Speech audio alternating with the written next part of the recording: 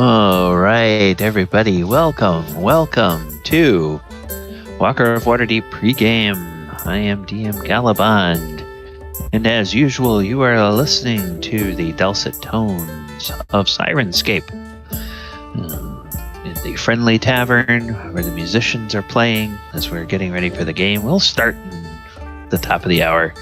Sirenscape is a great tabletop resource for all of your tabletop RPGs. They've got all kinds of background sounds, ambient noise, and music that sets the mood for your games.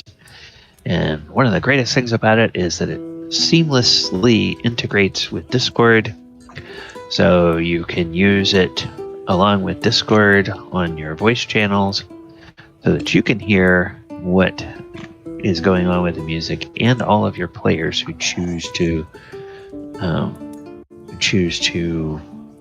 follow the stream can hear the background sounds as well in real time.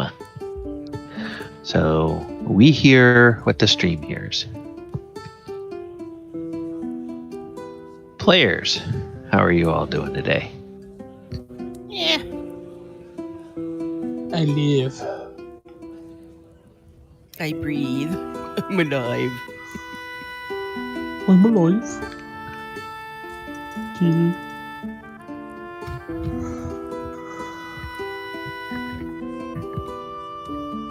Boy, my mind is extra sensitive. Welcome, Pete. Welcome, Ivy. Welcome, Chris. Oh, Welcome, Heather. Ivy don't have to work today?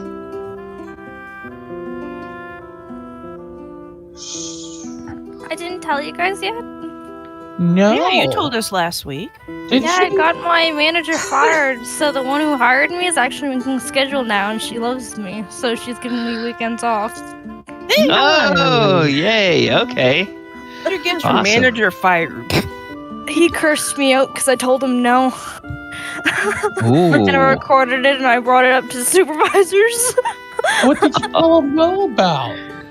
Okay, so to put it into short, I was the only one working until 7 till 11. So I was the only one. Right. Everything was on my schedule. I had to do it. Oh, And Wow. there was everyone, the day before, the night before, no one did the aircrew sheets. So the changes, because of flights, this, that, and the other thing. No one did it. It was a complete massive puzzle, and it needed to get done because 3 flights were coming within the hour. oh. So Where are you I- working? At a hotel, Oh, okay. currently. So Oh, so the I was air rushing crew. to get everything done, and then aircrew is the top priority because it's a business deal. We need to have the rooms ready. We need to have them up ready to go Right. because rest periods and so on and so forth. I'm not going to get started into that, but anyway, so that was utmost importance, and we had no reservations in because it was a big, huge COVID outbreak, and they all got sick. So they turned around and basically said, "Oh yeah, well, I'm taking care of this. Just so you know, this is the website, this is how you use it." Okay, well, thanks for the information, I don't need it, type of thing. I was nice about that, and it's like, okay, thank you. Well, I have things to get back to, I'm gonna go back to doing that. So I went back to doing what I was going to do, and then he came out and said, "Yeah, well, why aren't you logged into this site yet? I told you to." And I told him, "No, you didn't. You told me how to use it, and you said you were gonna take care of it. That is not my priority. I'm not going to do that because I have this to do. There is 3 flights coming in within this hour, and this is top priority." He rolled his eyes, scuffed his nose, turned on his heel, one in the back, and said, "You stupid fucking bitch." My Oh. goodness. Yeah. That's Pardon the never a language, but No, you're fine. No, Oh, no. goodness. But here's the thing. He's not from around here. He knows more than 8 languages, and he glouts so much about it. And you had to say it in English and throw yourself under the bus. Yep. Yep. And there's Very, languages very- that sounds a lot worse in German. It sounds just terrible. It's just funny to this point, but Wow. Okay, well, I'm glad you at least recorded him and got him. Yeah. Got him the boot. Yeah, that's bad management right there. All right. Well, welcome everybody to Walker of Waterdeep, where we try our very best not to use harsh language against our players. Okay. All right. Sorry to hear that. Just got a message on the Discord from Ken. He is an hour away and has had some car trouble. So he is going to try to monitor by phone on the Discord, but we may need to type anything for him because he may or may not be able to have voice access on the Discord. So if one of you will take that. Oh, there he is. Hey, Ken. But he's monitoring stuff. Yeah, sorry to hear about the car trouble. I'm getting the other players, getting somebody to volunteer to help you out with messages on the Discord in case you're not able to clearly hear what's going on. I know sometimes on a phone connection it can be a little spotty. So hopefully one of you guys can help out with that. Say what?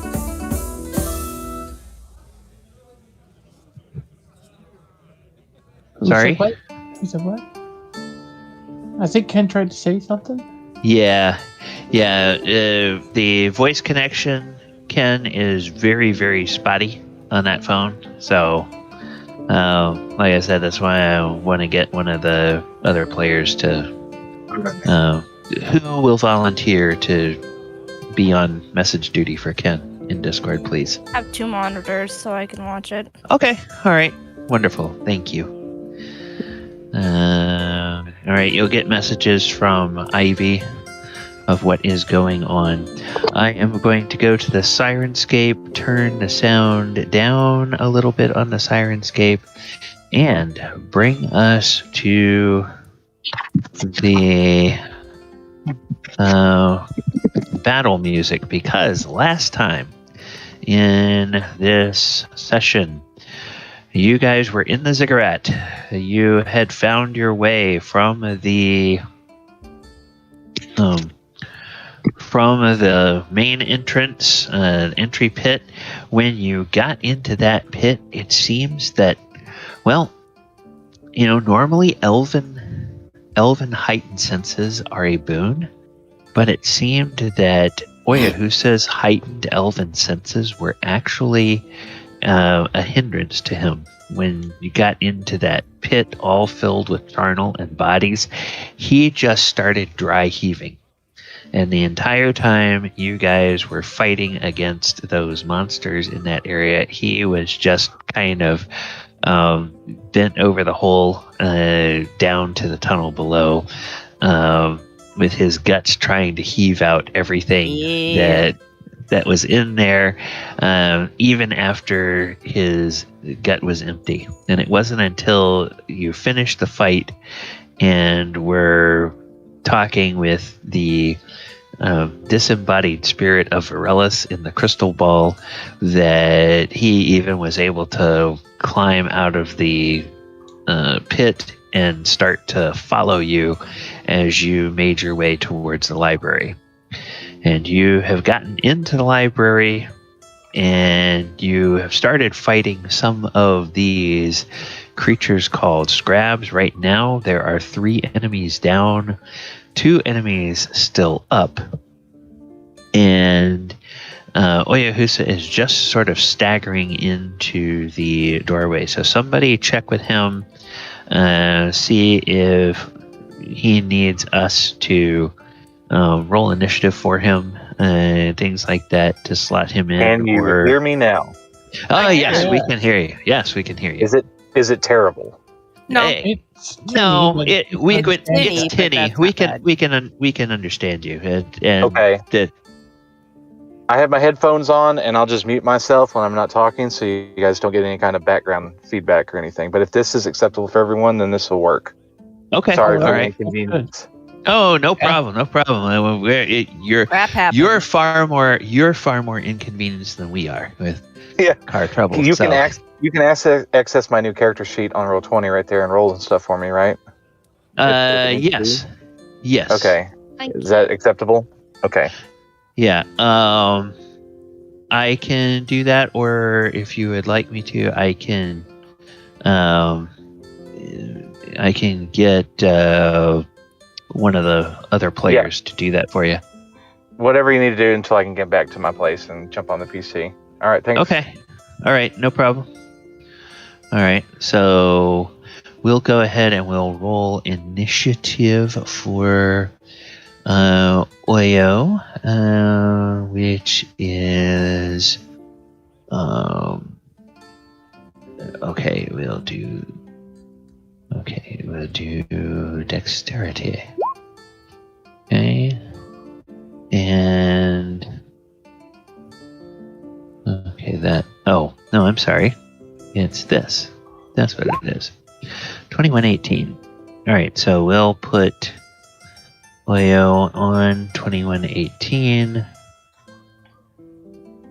We will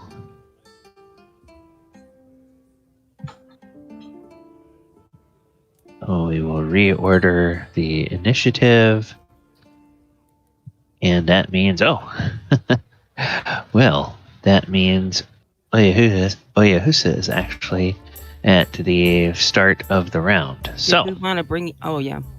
Never mind. So yeah, I got him kind of into the room. Oyo, as an FYI, we have two living enemies.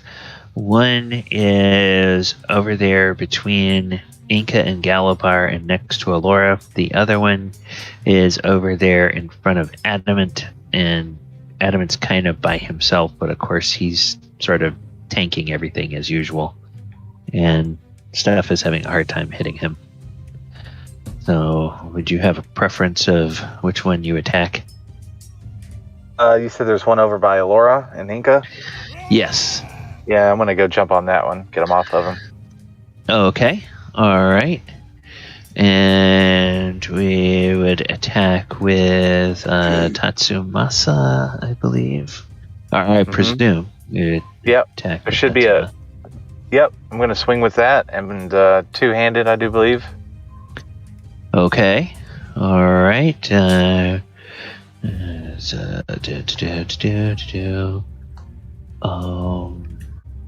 What am I fighting? You're fighting something called a scrab. It's an insect-looking thing that is in a library. Got it. And it is. They all attacked you. 29. 29 is going to hit. And it. So we're attacking this one. Yep. 29 is going to hit for 12, and then Force damage. Okay, force damage. So we'll go ahead and do that. Yep, they don't have any resistances to that. So minus. I'm not really sure how much of a threat they are, so I'm probably not going to try to do anything drastic. So I'm gonna swing again, and then as a bonus action, I'll swing again. So 3 attacks. All right. So Tatsumasa is. I found it before. There it is, right up near the top. That's another hit for 10 and 7 force damage. Oyo, how would you like to slay this monster? Come on. I just chop its head off. It's just kind of like a slice an arm off in the first attack, and then on my on my upswing, and then on my downswing, I just like slice through its face. Okay. To be fair to everybody, that enemy was very bloodied before. Before Killer, come Oyo in, attacked. steal the thing. Oh yeah, I kind of look at Enka while after I do it, like give her a wink. No, I'm just kidding. Heard. Anyway, at least no, it's he gone. doesn't do that, but he kind of looks at her with a grin. Yeah. And then with the monk, far away- you just like a 5-foot step around Adamant. Actually, it's probably 10 feet, but yeah, you've got plenty of movement.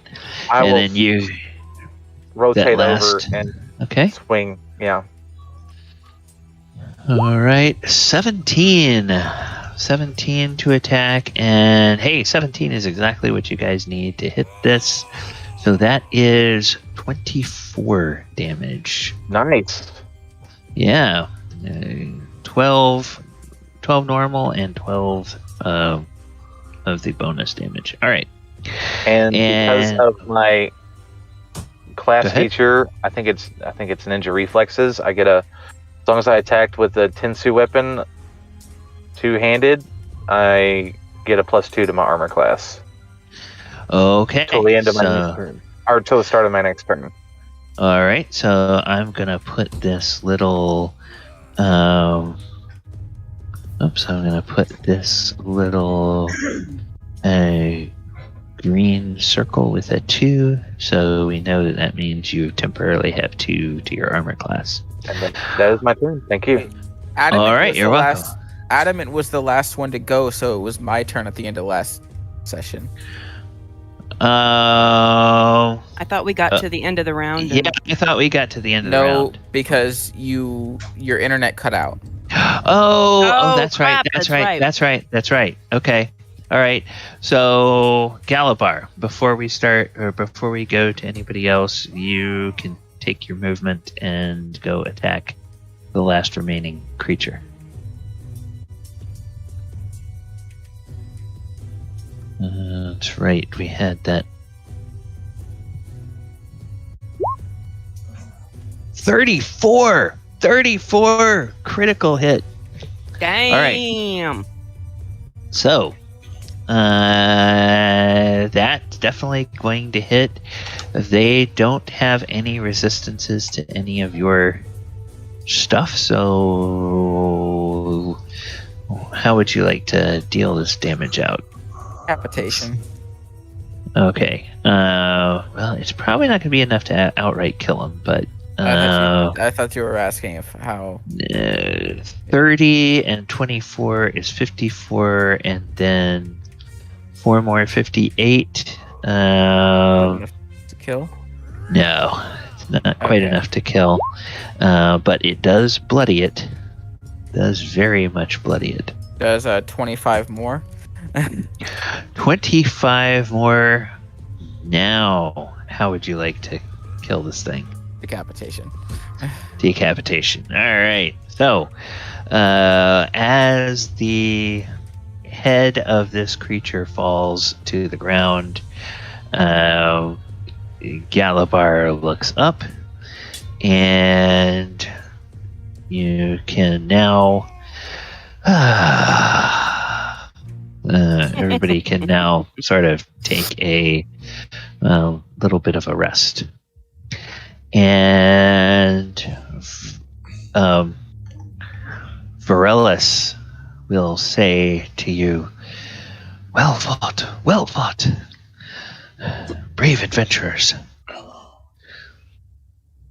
Now, you should take a moment to gather yourselves.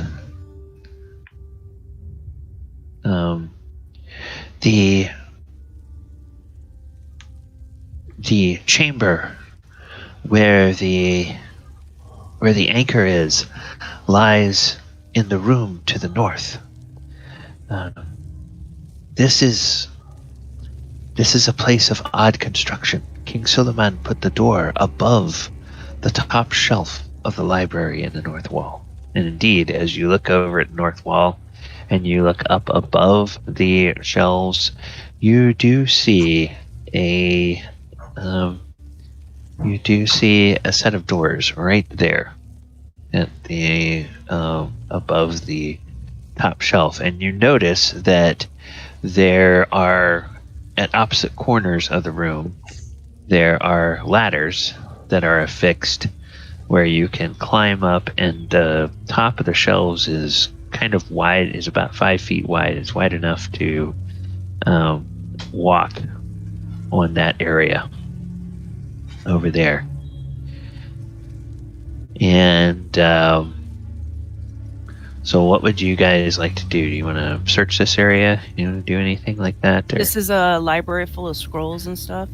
Library full of books and scrolls, and as the fighting dies away, as the last enemy goes, you hadn't been concentrating on it, or hadn't been able to hear it during the fight, but you do hear this background of whispers.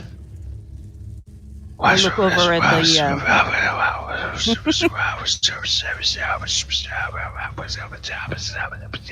That's annoying. What's this statue of? Varellus tells you it's a statue of her. And let me get the I'll description ask of the Varellus, statue. Go are ahead. there any books or scrolls here that are worth anything, or should we just leave everything here and come back later? Is there anything we can use here against him? King Suleiman collects all kinds of things. There may be something of use. If any of you have the ability to detect the presence of magical items, you may find some magic among the scrolls or among the things in the shelves. And to answer your question, Galabar, the statue of Virellus is a regal and benevolent Eladrin. So which is one of the elves that is native to the Feywild. It's kind of like the High Elves version of the elves from the Feywild. This statue stands proudly in the middle of the library with a starry crown on her head. And suddenly the essence of Varellus says, That's strange. Something is missing. I told you. Yes, I told you that when I was killed by King Suleiman, my life force came to this crystal globe. But because I knew that King Suleiman was mad, this was not the only place I put pieces of my life force. There should be a piece of my life force in that statue, but it is missing. Could he maybe have found it? It's possible. I do not know.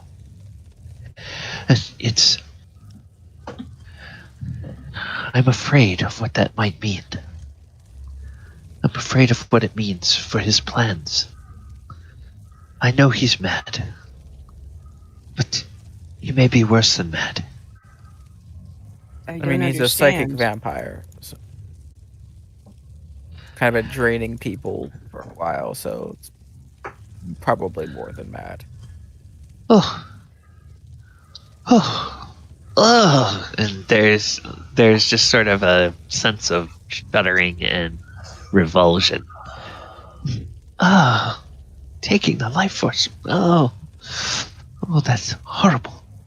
All right, does anybody use like a detect magic or anything? I don't have detect magic. I am trying to pull up my character sheet and it's misbehaving. Yeah, it's constantly just keeps on loading. Oh, I was getting that yesterday too. Me too. There we go. I just had to refresh the page like 3 times. Yeah, it's just an annoying thing. Hasn't Oyo used it before? Oh, maybe he has. Let me check. I do not So have I've it. got Nope, nope. Have I used what? Detect magic.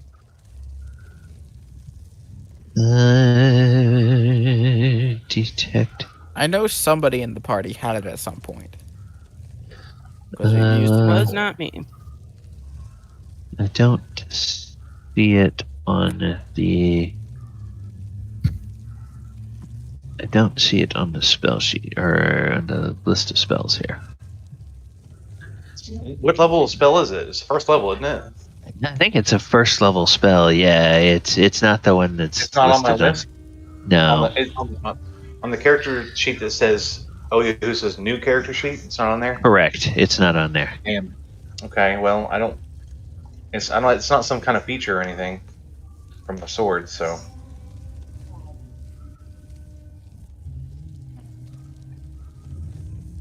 All There's right. another tab that says Tatsamasa. You click on that, it's got its abilities and stuff. But I don't think Detect Magic is one of them. Okay, let's take a look there. Maybe we had it and somebody swapped it out or something. That's a possibility. All right. So Bard doesn't have Detect Magic. Is that what I'm hearing? No, I don't have Detect Magic. I never picked it up.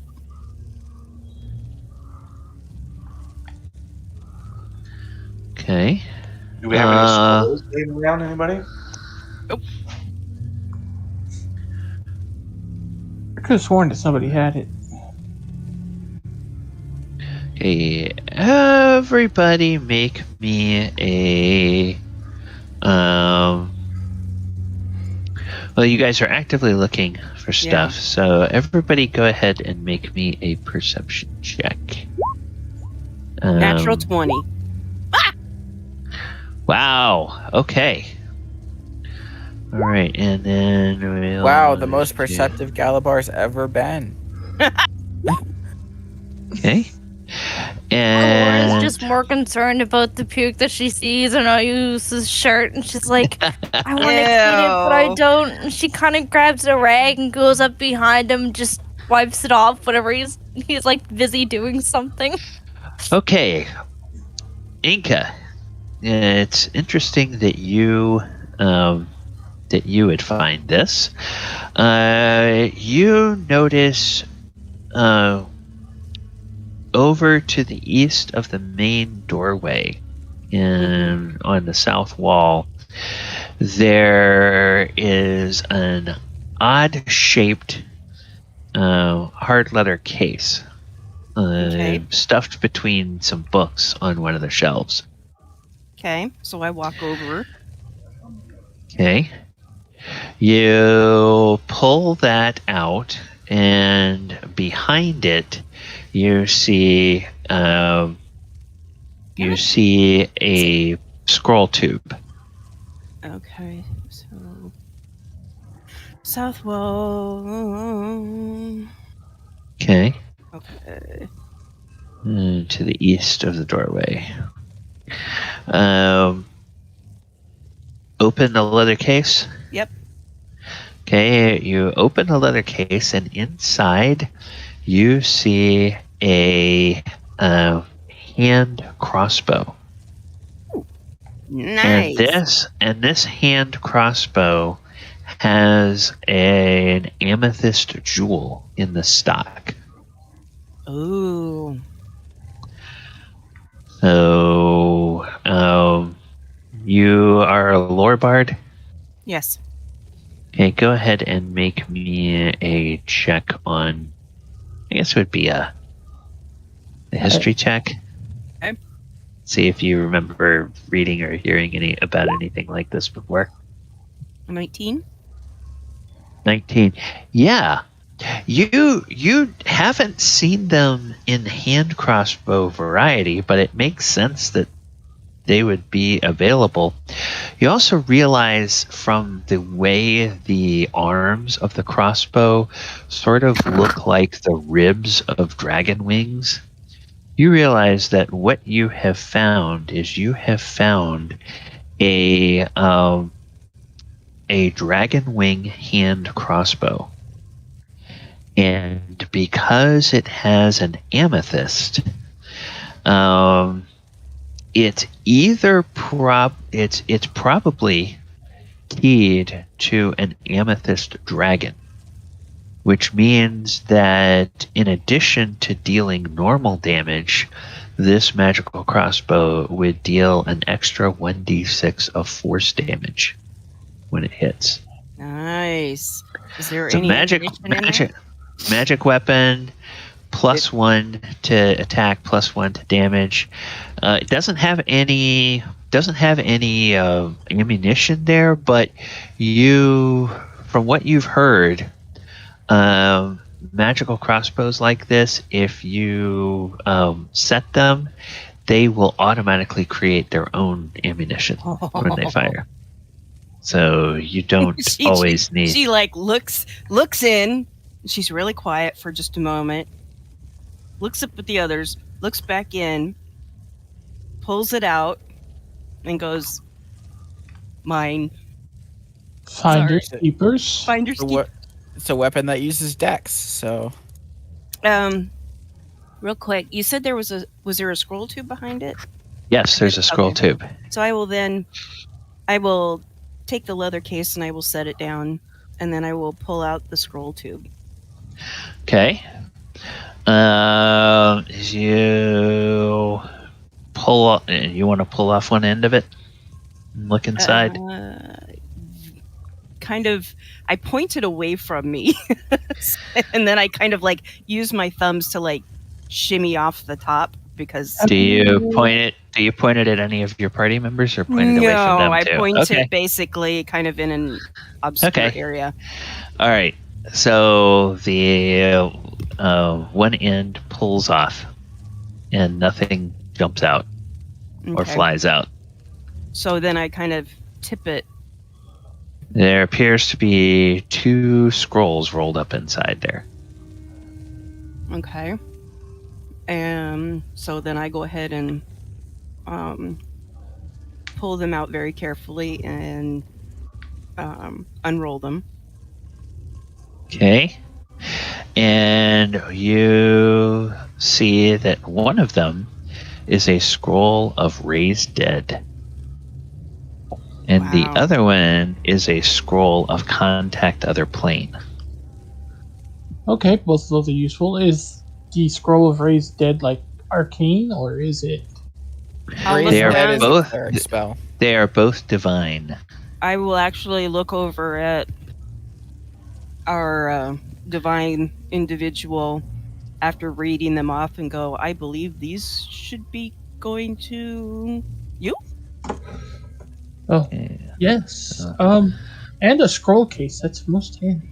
And so she carefully rolls them up and sticks them in and puts the lid on, and we'll make sure she takes it for adamant.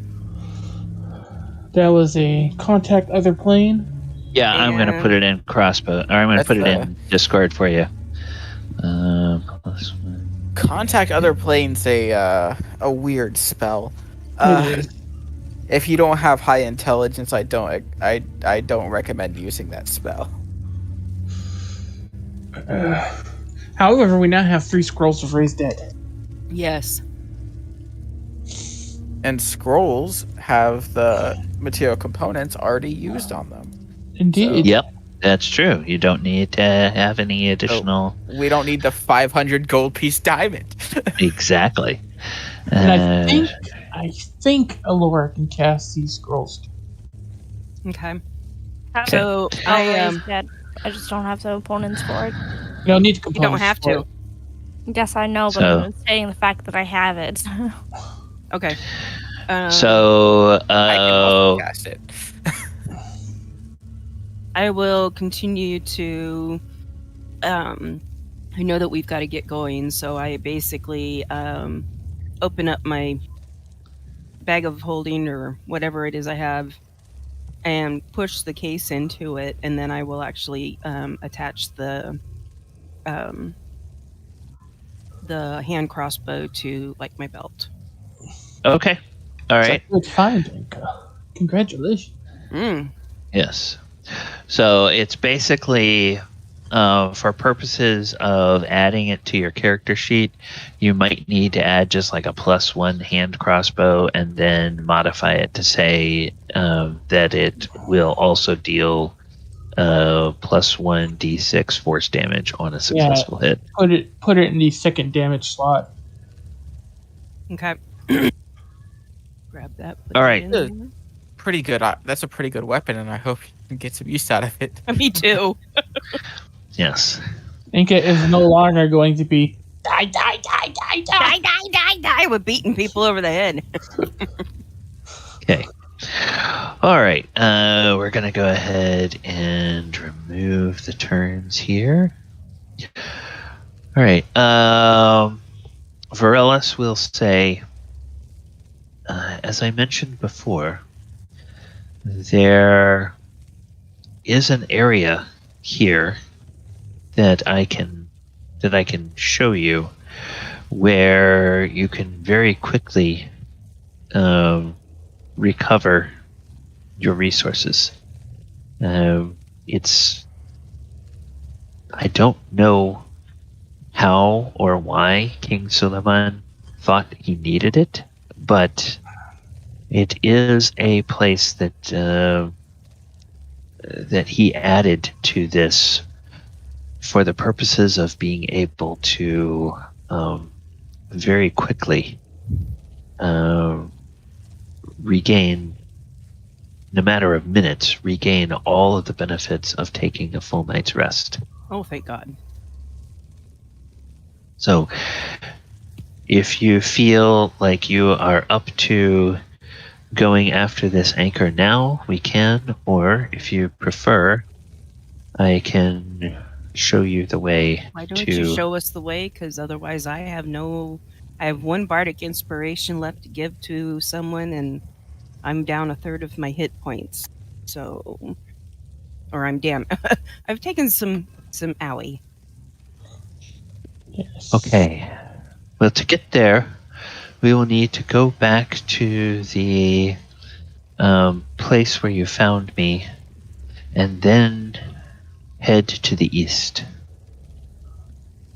Is the leather case that the scrolls, not the scrolls, but the hand crossbow is in? Is it a nice leather case? It's a hard leather case. I think that it's nice, but it's a case for a hand crossbow. So it's like okay. it's oddly shaped so that pretty much the only thing that can fit in there is a hand crossbow, unless you had some small things that were of the size of a hand crossbow, or actually would be smaller than a hand crossbow that could fit in there.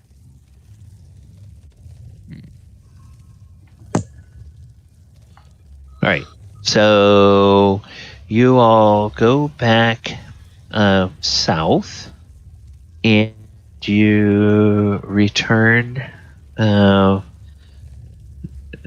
back to the you go back south, and I hit the wrong button on the thing, and it jumped me out of Roll20 for a moment. Eek! Okay. Yeah, I did that and hit the back button on my Yeah. mouse. Yeah. All right. So now you guys, for briefly, are back to the entry area, and then there is the.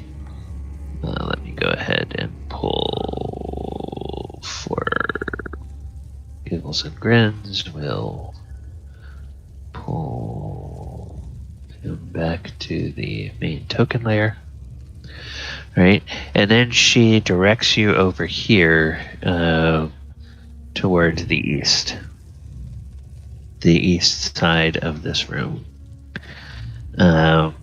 And as you get over towards that way, you can hear and see ahead of you that there are stairs leading down, and it opens out into an area where there is a reservoir of water.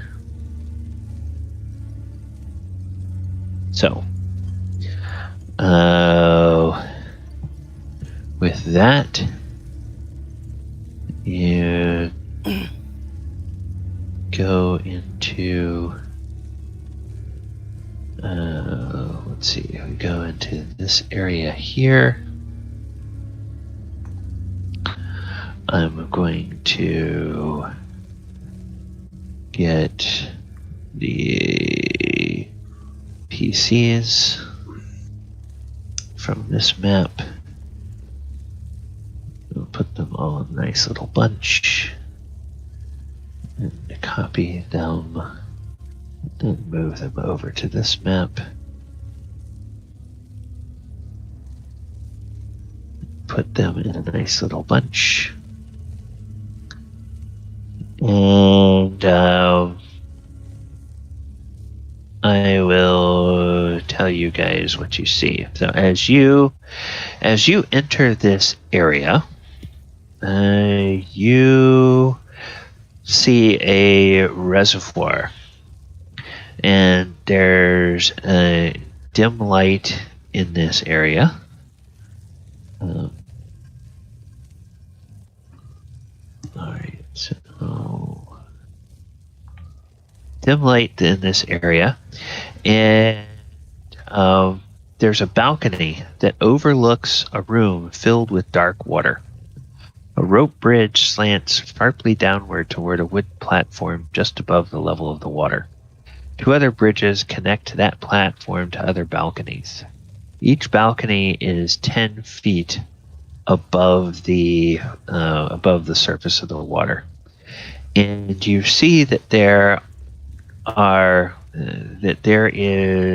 2 creatures that are visible to you, and there seems to be some movement in the water below. The 2 creatures appear to be women, but these women have dark skin, and they have very colorful wings, kind of like parrot wings, with bright plumage and everything on them. Beautiful plumage. And they look over toward you, and they open their mouths, and they begin to sing. Ooh. They start to sing a very pleasing song. Everybody, why don't you make me some wisdom saves Oh dear. Oh boy. as they begin to sing to you. We don't see anything, by the way. Yeah, it's all black. Oh, phooey. We were using theater of Then- the mind. Then this is what I will do. I will go here, and I will turn that off. Okay. And all right. So you see disturbances in the water where there probably are creatures moving in the water, but the 2 entities you see are here, and then again down here. So at the north and the south on the far side of the room. And these women are singing. Oh, okay. Whoops. Then I need to do this. I should not close that. I should just minimize it because I will need it off and on. And we're going to make a wisdom save. Okay. Oh, crap. Okay. Galabar and surprisingly, Oyohusa. They appear to be just sort of enthralled by the song of these two women, and they just start to want to walk out across the bridge. Who does? You. Yeah, I rolled a wisdom save, but it was only an 8, even with your +5. Who, me? Yeah. I'm Oh, So, do I have barely inspiration? let's see. Do we have inspiration for Oyohusa? And also, Look on is your. this like a charm effect or so on and so forth? Oh, it's a charm effect. So yes, I do have advantage. Oyo. Yeah, you would get advantage on that. So let's do that again. Thank you for the reminder. Ta-da. Oh, There you 18. go. Okay, So yeah, it's Galabar. you shake it off. You shake it Oh, off. good. I wasn't charmed. Nice. No, it's only Galabar that is feeling the effects of this, and he just gets a smile on his face. And about that time, I try to grab a hold of him. I'm like, whoa, boy. Whoa. Okay. Trying to stop Galabar from moving, of all people. I know, you're probably dragging me along with you. So I try to... Contested strength checks or something. No, try to do counterspell. Try to do a little bit of singing of my own. Would Mean be Okay. counter charm. Counter charm. Counter charm. Sorry. So Yeah. no, go ahead. One action, a creature you can see. That wasn't what I meant Okay. to... Sorry, I that's suggested. moved my mouse, and next thing I know, that popped up. I feel you. Hang on here just one moment. I apologize. I thought it was under there. There it is. Boop. Okay. As a 6 musical note as an action, you can start a performance that lasts until the end of your. During that time, you and any friendly creatures have advantage on saving throws against being frightened or charmed. So go ahead and, since she is doing this, Galabar, go ahead and make another saving throw with advantage. Wisdom save with advantage. Oh my goodness, 9. At the same time, I'm going to Adamant will reach out and cast that on him. Okay, until one willing creature is protected against aberrations, celestials, elementals, fays, fiends, and undead. But also can't be charmed, frightened, or possessed. The target is already charmed, frightened, and the target has advantage on any new saving throw. So, alright. Let's double check their creature type. Oh, she's not one of those 6 creature, or not one of those 5 creature types. So you do get a second or a third attempt to save with advantage. So go ahead. Yes. Oh, okay, finally. Yeah, you shake that off and you go, and you look out over the water, and now you guys see emerging up from the surface of the water. You see the heads of some undead-looking creatures, and then over here at the far end of this platform, you see 2 hands grab on the platform like something is going to be climbing up from the water. And the 2 lady creatures, they seem very disappointed that you're not walking to them. And it looks like it's about time for everybody to roll initiative once again. So Finally fighting undead for the first time in months. yeah, Right? so everybody can go ahead and we'll get an initiative. Okay. Holy Good, crap. good. Then we're going to do this. And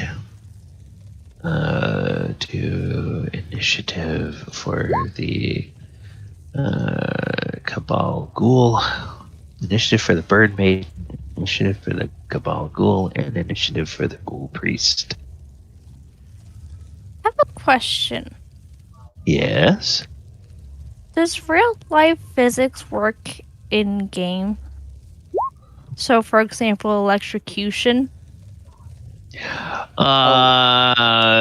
There are certain things that would give them like disadvantage on their saving throw.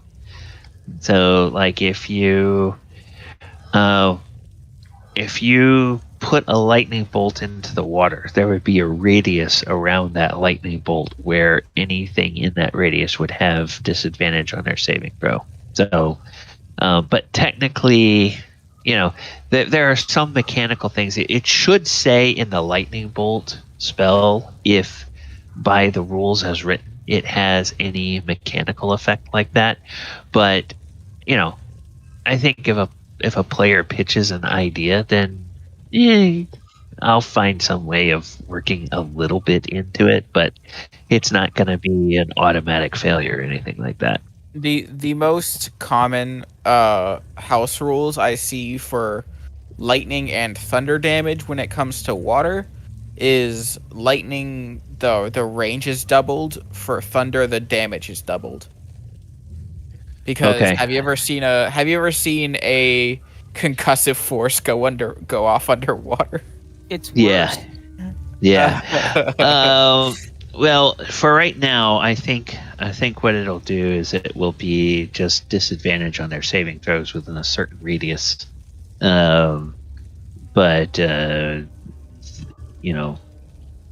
we'll have to look at other things in the future. All right, so let me see: Inca Adamant, Elora, Oyo, Galabar, and I need the Bird Maidens.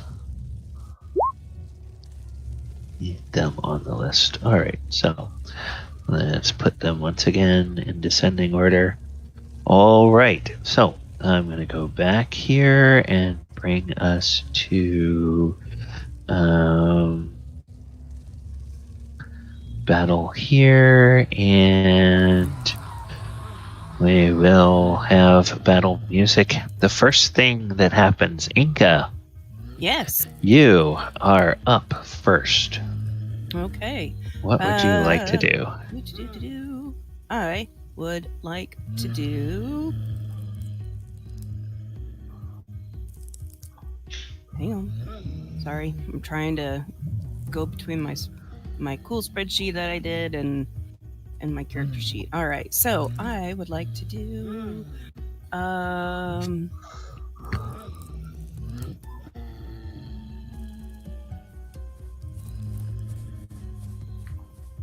There. Caught me flat-footed. Okay. I would like to pull out my one of my handy-dandy little pieces of musical instruments, and I would like to cast Tidal Wave, which is part of my lore bard. Okay. And Conjure up actually, a wave. I apologize. I will step out here, and then I will cast it, so that I don't get Galabond in that. Galabar. Galabar. Roll call. Okay. All right. And I was looking at something else. Can you show me where it's starting and which direction it's going using the arrow? Let's see here. Please don't destroy the bridge. Do you want it to go like away from you, or Yes, do you want it I to want it sweep to- across the room, or what? Let's see here. It is 30 feet long, 10 feet wide. Okay. So yeah, I would like to make it. Is there a way that I can make it go? 30 feet long, 10 feet high, and up to 10 feet tall. Okay, I will So try to grab it- these two guys first. Well, if you start it basically like right at your feet Yeah. and push forward, I'll get you this guy too. could. Oh, 10 feet. Well, only 10 feet wide. So no, yeah, you wouldn't be able to do that. All right, I see why you're doing it. Yeah, this way. Okay, yeah, you can start it here, push it this way, and then it will dissipate before it hits the platform on the other Okay. side. So yeah, if you do that, Yep. that would be great. Okay, so they need to make a Dex save, and what is their target? 17. Okay, first one fails. Oh, Whoa. second one actually makes it. So go ahead and roll your 4d8 bludgeoning damage, and then one will take all of it, the other one will take half. 11. So, alright. That's minus 11. And that's minus 5. Well, okay. That was... And the one is knocked prone. and then this first one is knocked prone. Okay. Alright. Which means... Now, because they're swimming, they have only half of their movement. That means he's only going to have a quarter of his movement for being knocked prone in the water. Goes for a little spin. Whee! Yeah, exactly. It gets all disoriented and everything. Okay. Okay, anything else, Enka? I will use my last I'm so Bardic sorry. Inspiration? Thank you. On Galabar. He always seems to need it the most. Okay. His saving throws aren't great. Alright, so... Well, now We'll the put- skeletons also have disadvantage to hit Galabar. Yes, okay. Which, let me put that... it has the Holy Flames of Moradin. Yep. Spiritual Flames of Moradin on him, so he's inspired and protected. Adamant, you are up. Adam is going to do something he doesn't get to do often. What he's going to do... move out... Let's see. 10, 20. Okay, you can... I have a ring of water walking. Okay, so you are jumping down 10 feet onto the surface of the water. Yep. Because it's a ring of water walking, that's like jumping down 10 feet onto the ground. So you will take some falling damage for that. Go for it. You still going to do that? Yep, roll your d6. Okay. R1d6. You take two points of falling damage. Ha ha. -2. You chipped your foot. Yeah, exactly. Let's see here. I should... Okay, I think that one's out of range, but... And also, you cannot really see this one because this is a solid platform, and it's climbing up on the far side. So from Hey, your I saw vantage point, bunny hands. So... well, but this now is 10 feet above where you are if you're on the surface of the water, so you can't Right, see him right. at all.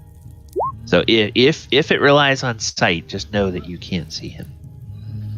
Okay, present your holy symbol, speak a prayer, censuring each undead that can hear you within 30 feet of you. Well, I think he's too far away anyway, so... Yeah, that's all I was checking. Make a wisdom saving throw. Creature, it's turn for 1 minute. Okay, so makes a wisdom saving throw. 17. That's a failure. And then the second one, that's also a failure. So they are both turned. What about the third one? Wait. Oh, And is there's it 3 30 skeleton. foot radius? Yep. Oh, it's a 30-foot radius. It's not 30 feet of you looking at it. All right, so let me get this symbol on here, and then I'll roll that again. Wisdom. Yeah. Haha. Flee the flames of Reddit. Okay. And they run away. Oh, well, they try to swim away. They swim away as fast as their bony, as their undead little Arms flap away. arms can carry them. All right, so that was turn. Anything else, Adamant? He will say, for the time being, focus on the big end. The little ones shall flee. Okay. All And I right. Laura, you are up. Yep. Thinking about something new to do. Just give me 1 second. All right.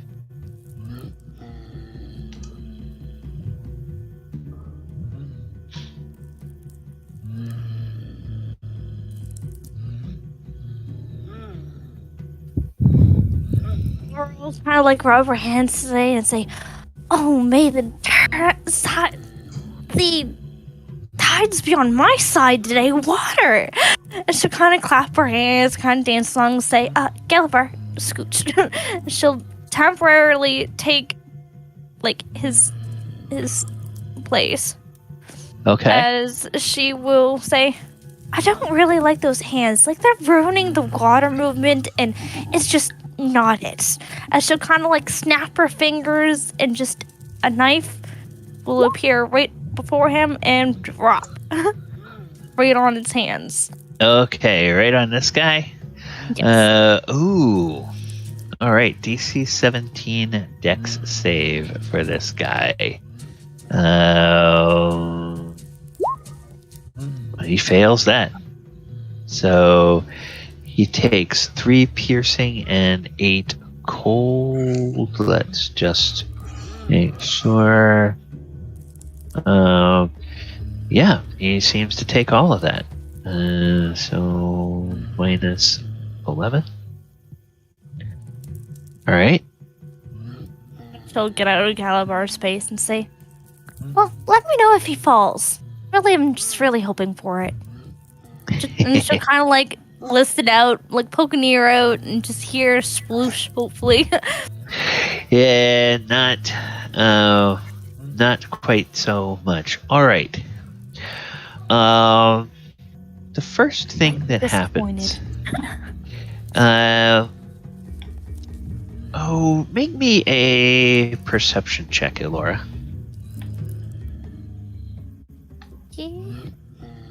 Perception. Poopy. 14. Yeah, probably not. Probably not enough to tell anything from that distance. All right. This creature climbs up, and what you see is an undead figure dressed in plate mail, and it has a long sword, and it surveys the battlefield. And let's see. Oh, I have to double check.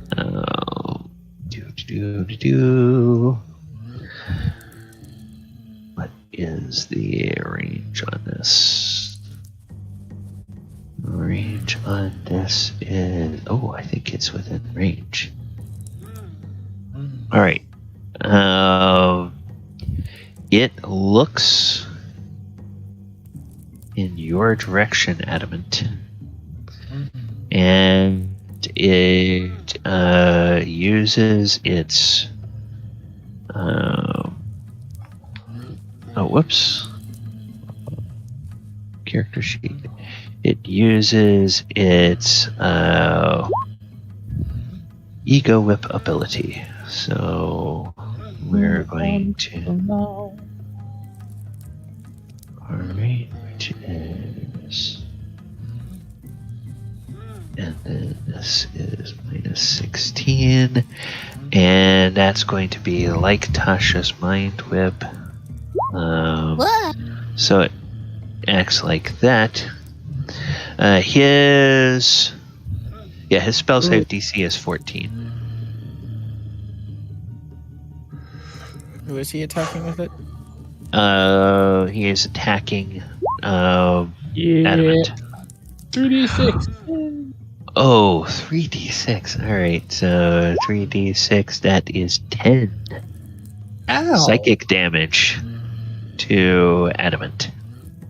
Adam looks displeased with this.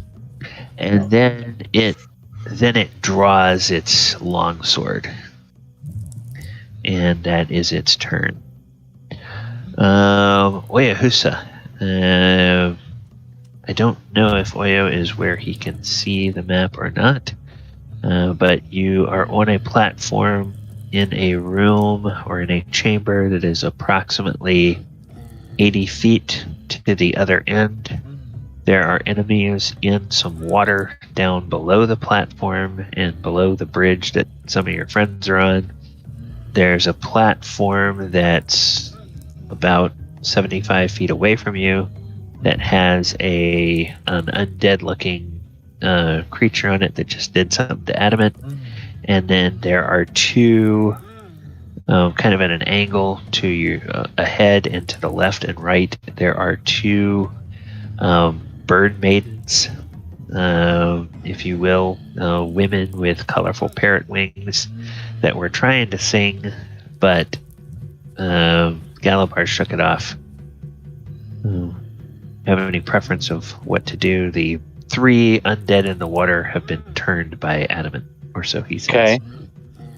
And the birds are how far away from me? The parrot, harpy looking things? Yeah, one of them is 75 feet away, and the other one is about 80 feet away. Now, to get to them, you would have to go. You would have to go much closer to this undead creature on the other platform at the other end of the room. If I used my winged boots, would that have some kind of negative effect on this plane as far as like for magic purposes, or? Yeah, that's a good question. I've got winged boots too. Yeah, from what you learned in the hidden village, it should not have a negative effect. The only thing is when you try to use it initially, there is a small chance that with each chance you try to use it, there's a small chance it just may not work properly. It's not going to hurt the magic item. You know, they don't get hurt when it to activate it, or to like to activate it. To activate it. Once you activate it, it works like normal, as long as it's successful. But you might go to try to activate it, and it just basically it doesn't activate, and it uses a charge. So that would be. Well, I would like to. Are they in? They're on a platform away from us, or is it still in just one big room? They're on a platform away from you, but there are rope bridges connecting the platform you're on to the platform they're on. So you can run across, or you can. I'm gonna activate my wing boots. Okay. Or try. That's my first thing I do. Okay. Fly is a third level spell. So there's going to be a 15% chance that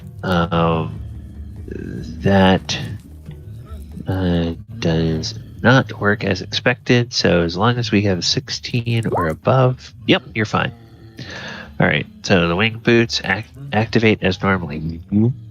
What are the light conditions in this chamber, or this big? Because we're in a big chamber, right? Yeah, this whole area appears to be suffused with dim lighting. Nice. It's not distinct where the light is coming from, but it's just suffused with dim lighting all around. Okay, here's what I'd like to do. I would like to move the bare minute. You said 80 feet was the furthest one away, so I would like to move 40 feet, and that would leave me with 15 feet of movement, I do believe, according to my character sheet. Okay. And I would like to, as a bonus action, I would like to shadow step right in behind one of them. Okay. Which I should be able to move 60 feet with shadow step, if I'm not mistaken. Okay. Do you have a preference to one towards your? Well, you know that Virilis has told you guys that the place she wants to take you is to the north. So, you want to go towards the Bird Maiden on the north? It's kind of like the direction you guys are trying to go, or would you rather go to the one on the south? We're trying to fight our way through here, right? Or are we trying to clear the room, or are we trying to just like run through here as fast as we can? I don't think they're going to let us run through. What'd you say, Pete? I don't think they're going to let us just run through the room. Right. I would go. So they're totally opposite ends. Yeah, they're totally opposite ends. I guess there's no way to really figure out which one's more threatening. He's never seen anything. They both look very similar to you. So. You know what? I'll go north. It's fine. Okay. But wait. Where is Enka and Elora in comparison to these creatures? Are they near me, or they are very near where you started? Got it. You would attack the one closest to them is what I would like to do. It's really like equidistant, basically. Got it. Okay. Well, then I'll go north. Yeah, north is fine. They're turned, which means they're gonna be running away. Not the bird maidens, not the creatures he's attacking. No, I meant the skeletons, the ones that were going to be attacking. Well, they're below you when you're on the bridge, so they're not a threat to you anyway. They can't reach you. So, yeah, for the sake of hurrying my turn up, I'm going to attack. I'm going to shadow step in behind as I'm pulling Tatsumonsa out, and I get advantage on my first attack. Okay, so we will do. Well, no, we'll do that, and So that's a 20, and 20 will hit her armor class. So do you have a preference of psychic or force? I'm going to use force. Okay. She doesn't seem to have any resistance to that, so that's 16 normal and 8 force, so for a total of 24 damage. And a couple of feathers go flying off. I'll just attack her again. Okay, and it's just the first attack that gets advantage, right? Actually, I don't want to waste it. I'm going to stunning strike her. Okay, stunning strike. That is the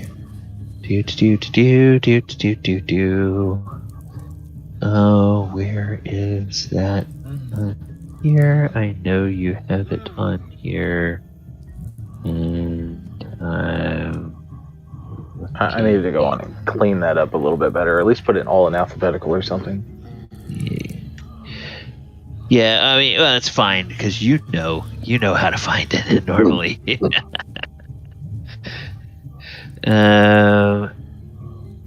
Okay, so it's just a DC 17, I do believe.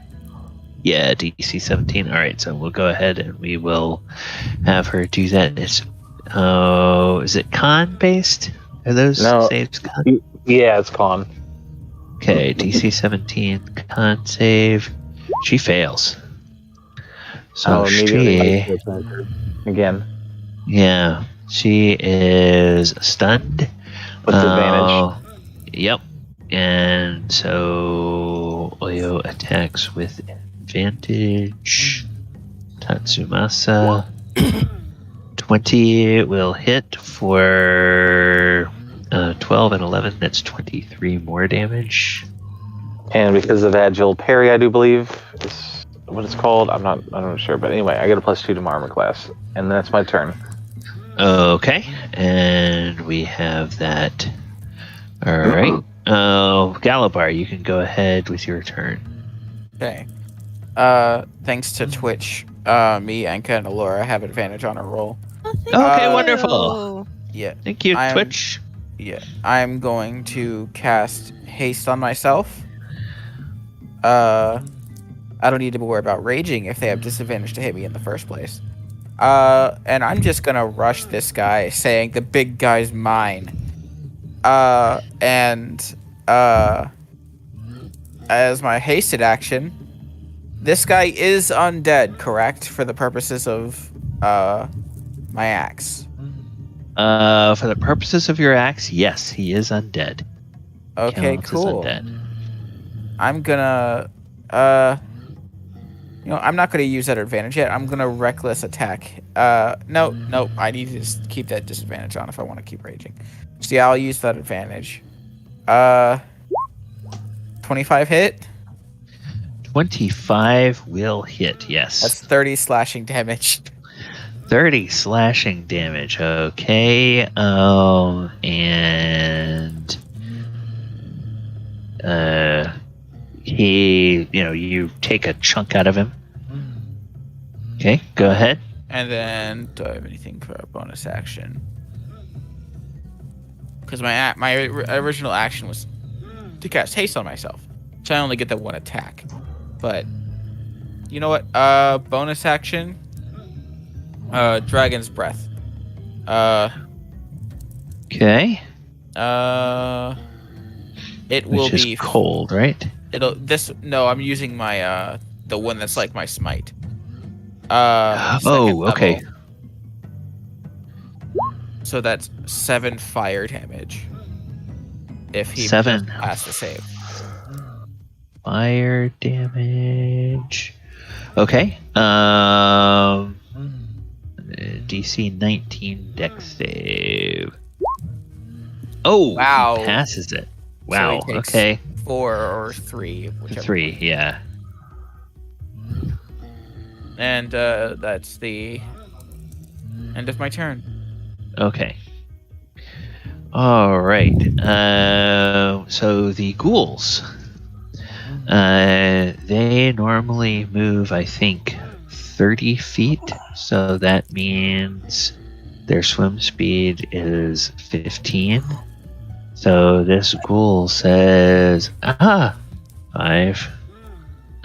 10, 15. They have Swims to. away. They use their turn to dash if they can. So. Oh, okay. So then he goes over to the corner of the pool over here. This one goes over to the corner of the pool over here. And this one also joins his buddy. Oh, wait, no. So he takes 10 feet to do that. 15, 20, 5, 10, 15. So he gets there because that's as far as he can go after having been prone. All right, that's all they can do. Enka, you Yes. are up. Oh, he ran away. I was going to bash him on the head. Wait. Does Adamant have Destroy Undead yet? No. Did No. Did you swap that ability out for something else? I get it later. Oh, okay. Does it look like everybody's more or less doing okay up against their opponents? So far, the person who has suffered the biggest damage since you got into this room is Adamant because he jumped off the ledge and landed on the hard Well, water with his The boots of water psychic walking. damage actually hurt more. Oh, okay, that's right. He got hit by psychic damage. But yes, none of your allies are bloodied at this point. Okay.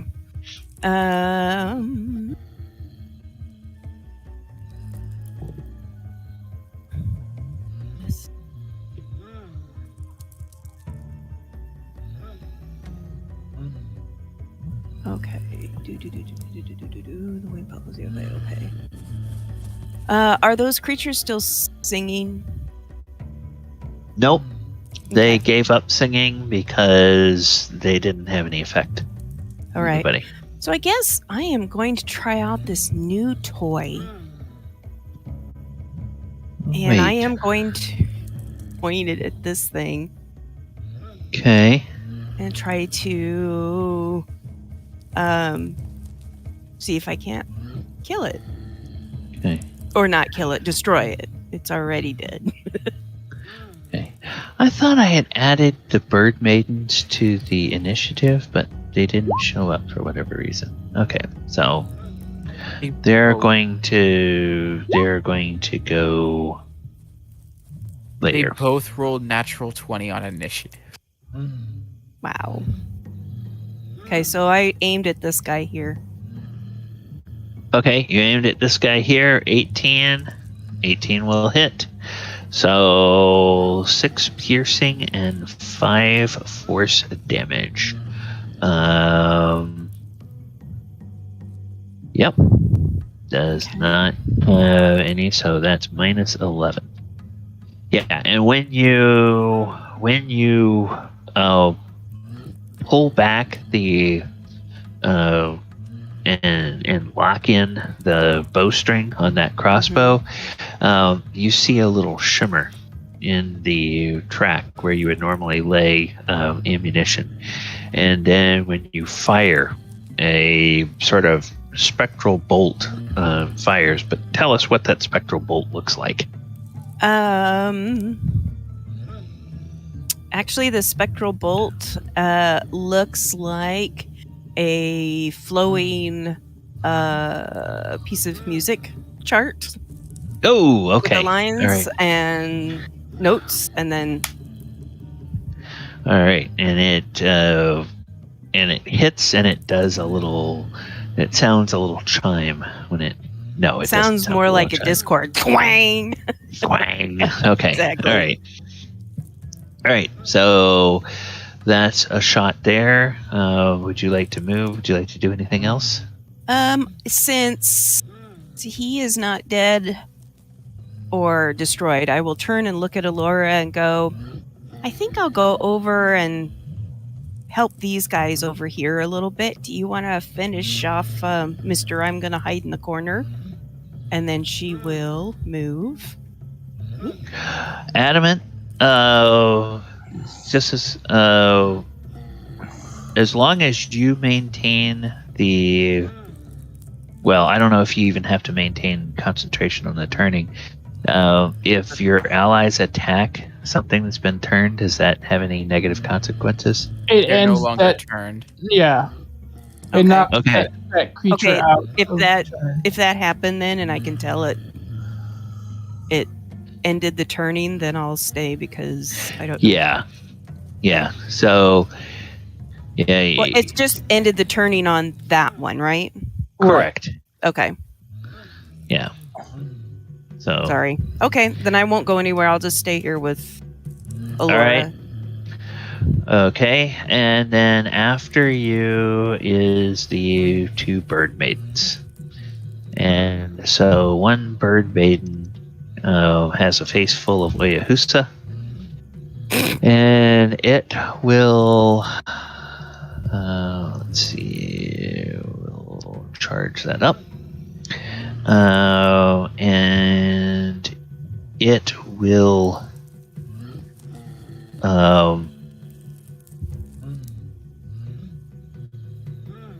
then use an ability.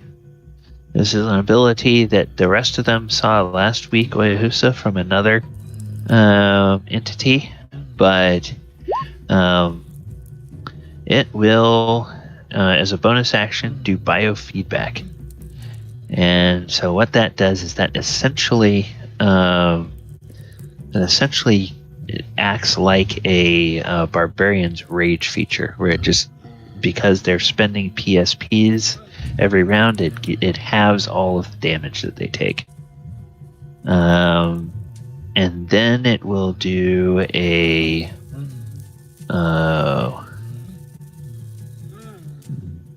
then it will. Oh no, it doesn't want to do that because it would hurt its ally. Each creature in that area.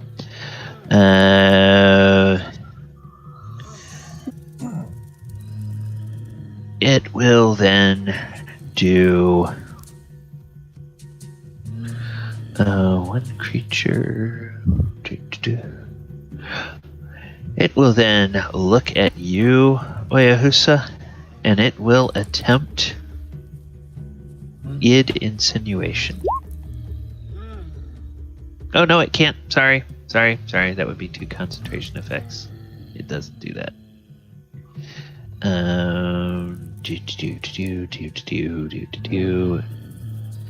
Geez, it's just gonna attack you. Because everything it has is concentration. So it can't do 2 things at once.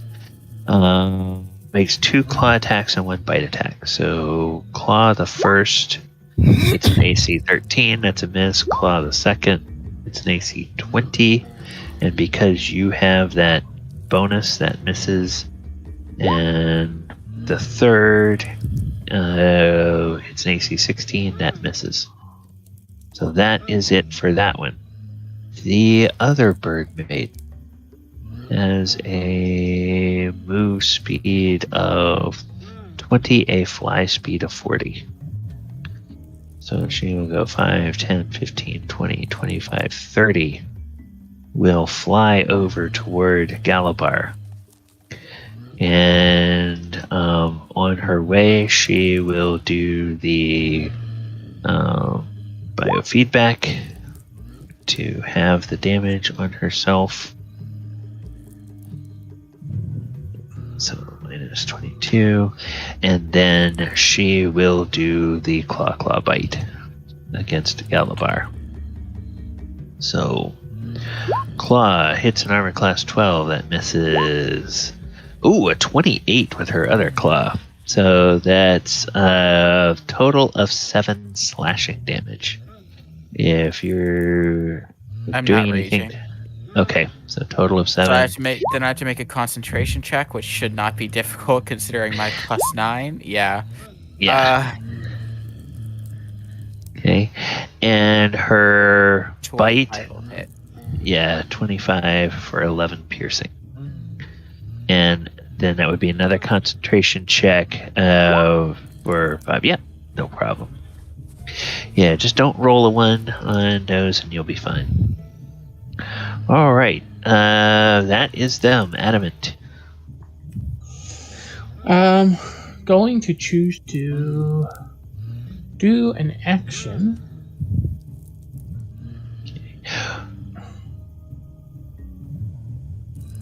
And I am going to cast something I don't use very often. You're gonna lose your protection there, sir. Oh. For Galabar. Yeah, never mind. That's touch. I can't do that one. Oh, wrong button. Instead, see, where's the RP is right there. I'll get. It's like I could choose what to do, however.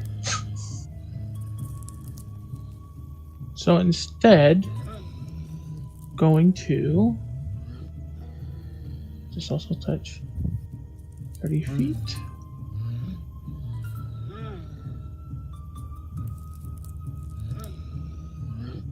You know what, Enka? Ow.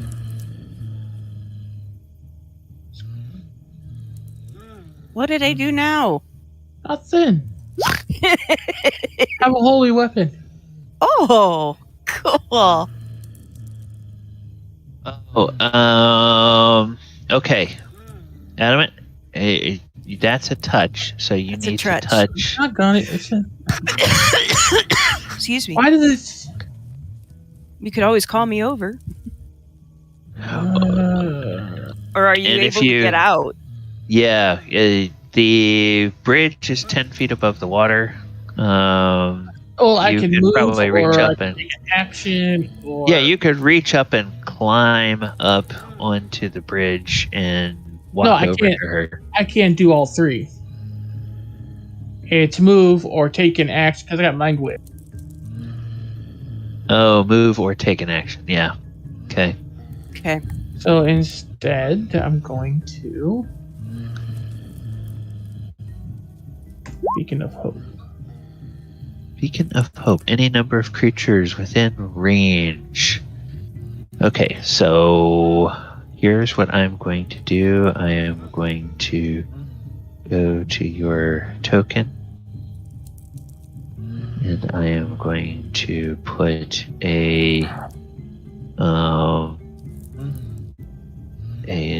another, we're going to say And it's just going to be Enka and Alora and myself okay. at the moment. Okay. Inca and Alora. But that is now we have a visible representation of your aura on the field. Alright. So Calabar is just outside it. yeah. Alright, anything else? Nope. Okay, Elora, you are up. You feel oh Blessed. what does she feel? She feels blessed by Morden. Blessed. She feels that Okay. the heat of Morden's forge welling up inside her. But it's a pleasant heat. It's a warmth. It's a warm, fuzzy heat. I feel good, dude. You know that I would No. now. Do do do do do. I am aware that this one isn't like scurrying away anymore, but Yeah, these two are still running away. Yeah, those two are still running away. That one got hit by Inca's bolt and turned and looked and went back at her direction. I've been Your told ass is crass and I'm focus the that wrong one. one. Yeah. You're so funny. So she shall definitely do as what she's told, and she will cast frostbite on him.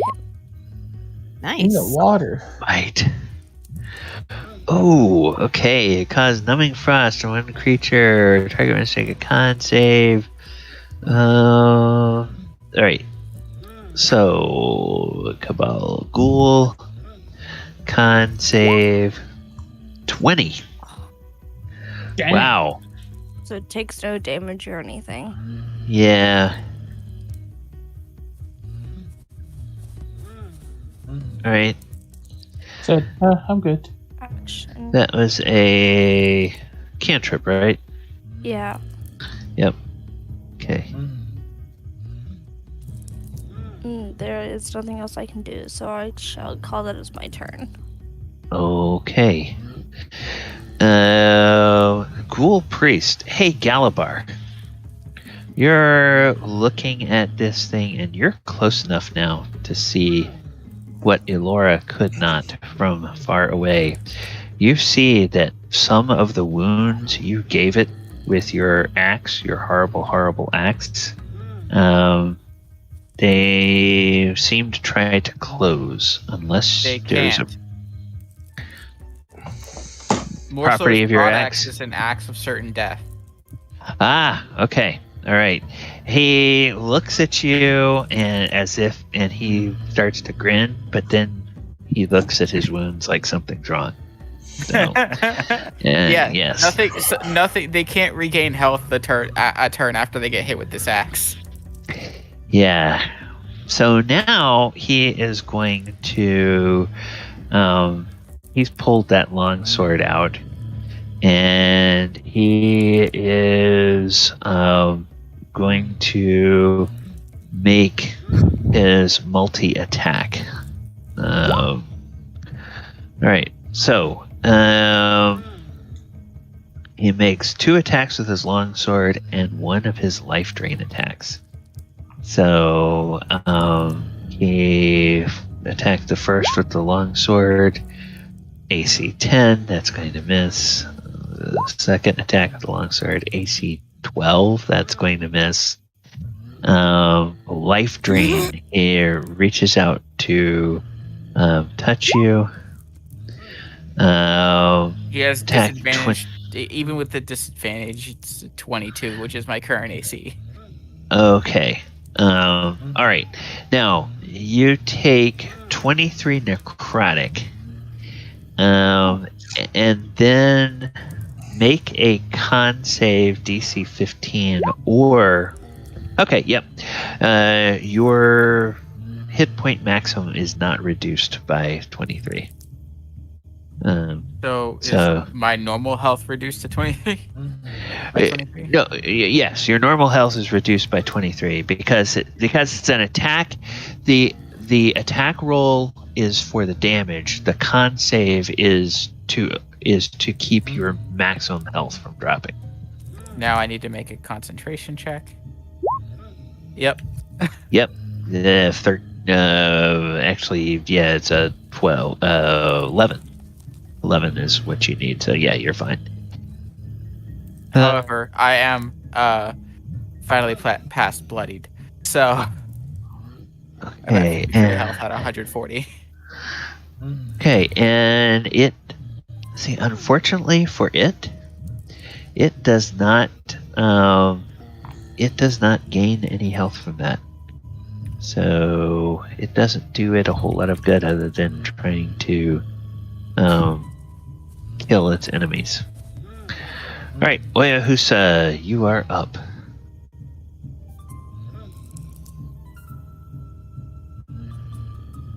And you're just gonna attack the same bird maiden again.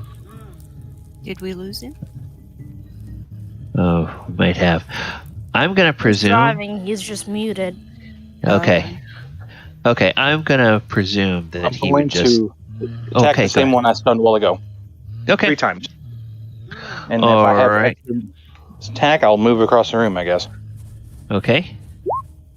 24 will hit for 25 damage. Mm-hmm. Minus 25.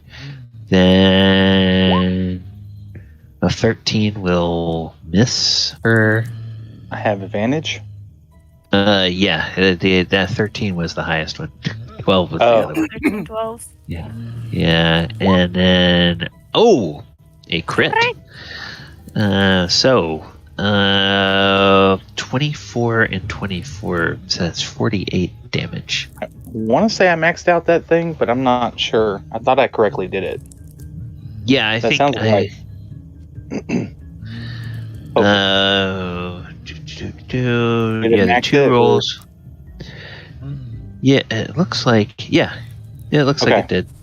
So, because 14 and 10 for the normal damage, and then the it looks like the crit. Okay, so minus 48, and she is definitely bloodied.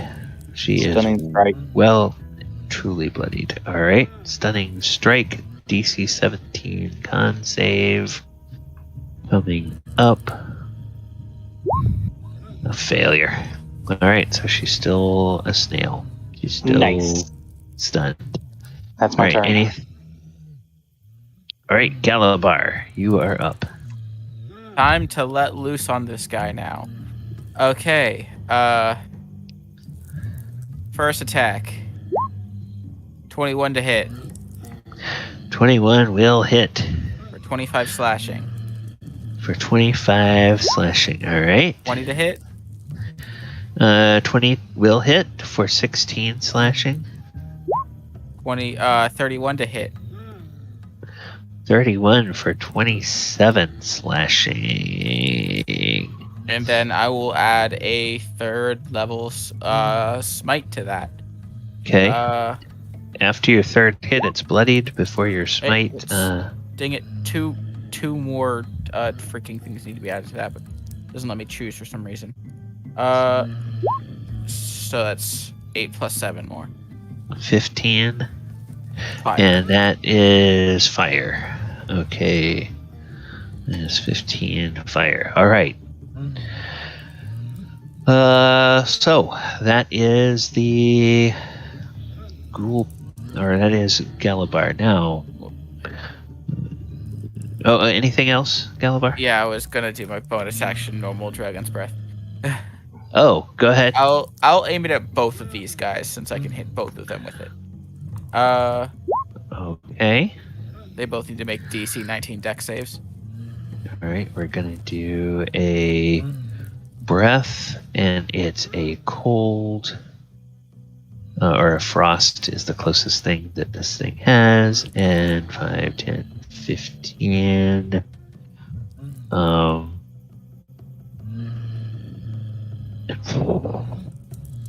right, it goes all over them.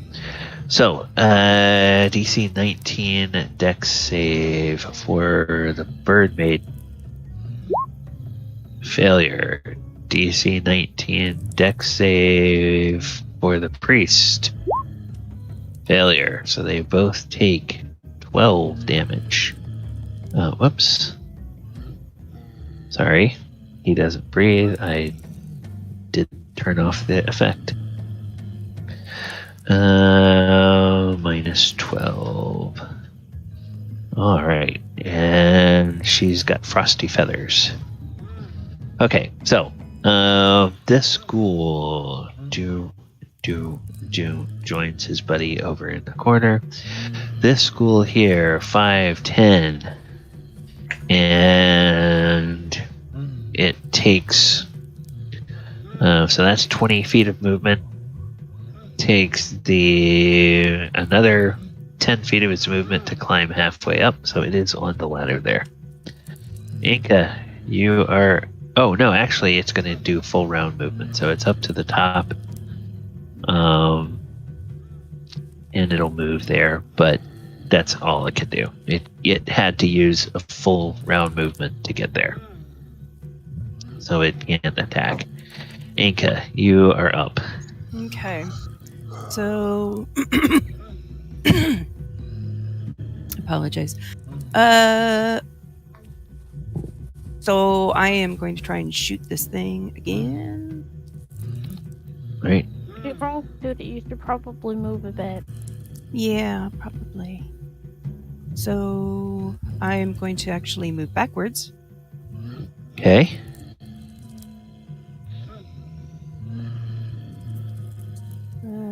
There. And take a shot. Do.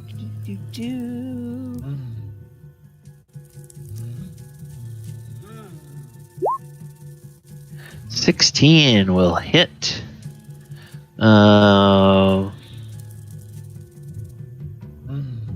Okay. Yeah, you don't add your dex damage to the 1d6. Oh, okay. So adjust that. It's just a plain I'll go fix 1d6. that. So 11 and 6 is 17. Alright, got that fixed. Alright. That is a hit. You've used, what, 2. half of your movement, or 10 feet of movement? I was here, so 5, 10, 15. 10, 15. Yep. Yeah, okay. So, do you want to stay there, or do you want to move a little bit further? Sorry, Yeah. I'm trying to remember something. And I just remembered. Okay. Yeah,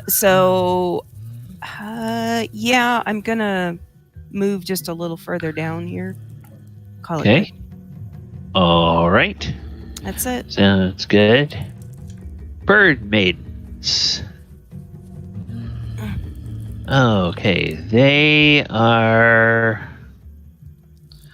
oh, crap. No, please don't. Yeah. She is owed. She is owed some health back. So I forgot to. I didn't put a thing on her to say that she is in her. In her effect. So she's only taking half damage from the attacks. So this one is owed some. This one is owed 6 health. This one is owed 12. And then 8. So that would be 20. And then 24. So that would be 20 and 24 is 44. So she's owed 44 health back. Alright. She's still bloodied. But she is going to use that. Use those PSPs again. And do the.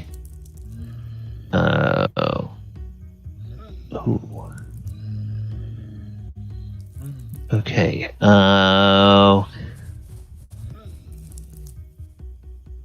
Okay. She is going to touch herself. And she's going to touch herself with an ability. Use her healing. And Oyohusa, you look at her, and all of her wounds mystically disappear as she uses complete healing on herself. That's unfortunate. So she is now back to full health. How did she do that if she's stunned? It is a psionic ability. Is it an action? It is an action, so it can't take actions. So she's back to 62. Oops. She is back to 62.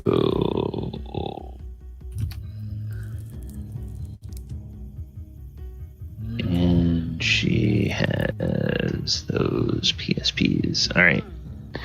So this one will. Yeah. This one will attack with Claw Bite at Galabar. So 9 will miss. 25 will hit for 5 slashing. And 11 will miss with the bite. Alright. That's them. Adamant. Adamant, now that he can move and do something, he is going to loop the turn order thing. 5. Okay, he's going to climb up here. Take a look at this fella that Galabar's fighting. Okay. I think Galabar's got that in hand. I could use some healing though, if possible. Yeah, your Dragonborn is bloodied. Okay, can you survive one more turn? So I to you. Or will a healing word work? Healing word will work, yeah. Healing word. Wouldn't I get max healing from it since of the beacon? You were not in range of that. Yeah, unfortunately you weren't in the range. Have you terrible 13 and 11 is don't worry about the 11. I forgot to turn off okay. Okay, cool. holy weapon. Still bloodied, but barely. Okay.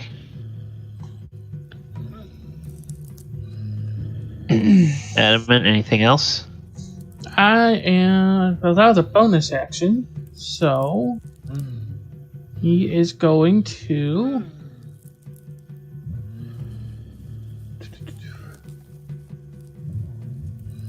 Do something that he knows probably won't work too well. Oh, damn! Wow. Okay. Do you have any move? Oh, okay. Who are you shooting at? This guy. And he's also going to Okay. take the fire damage because of the. Okay, hang on. Go ahead. You really can't. I don't think you can shoot at him from that square because you'd be shooting through Galabar.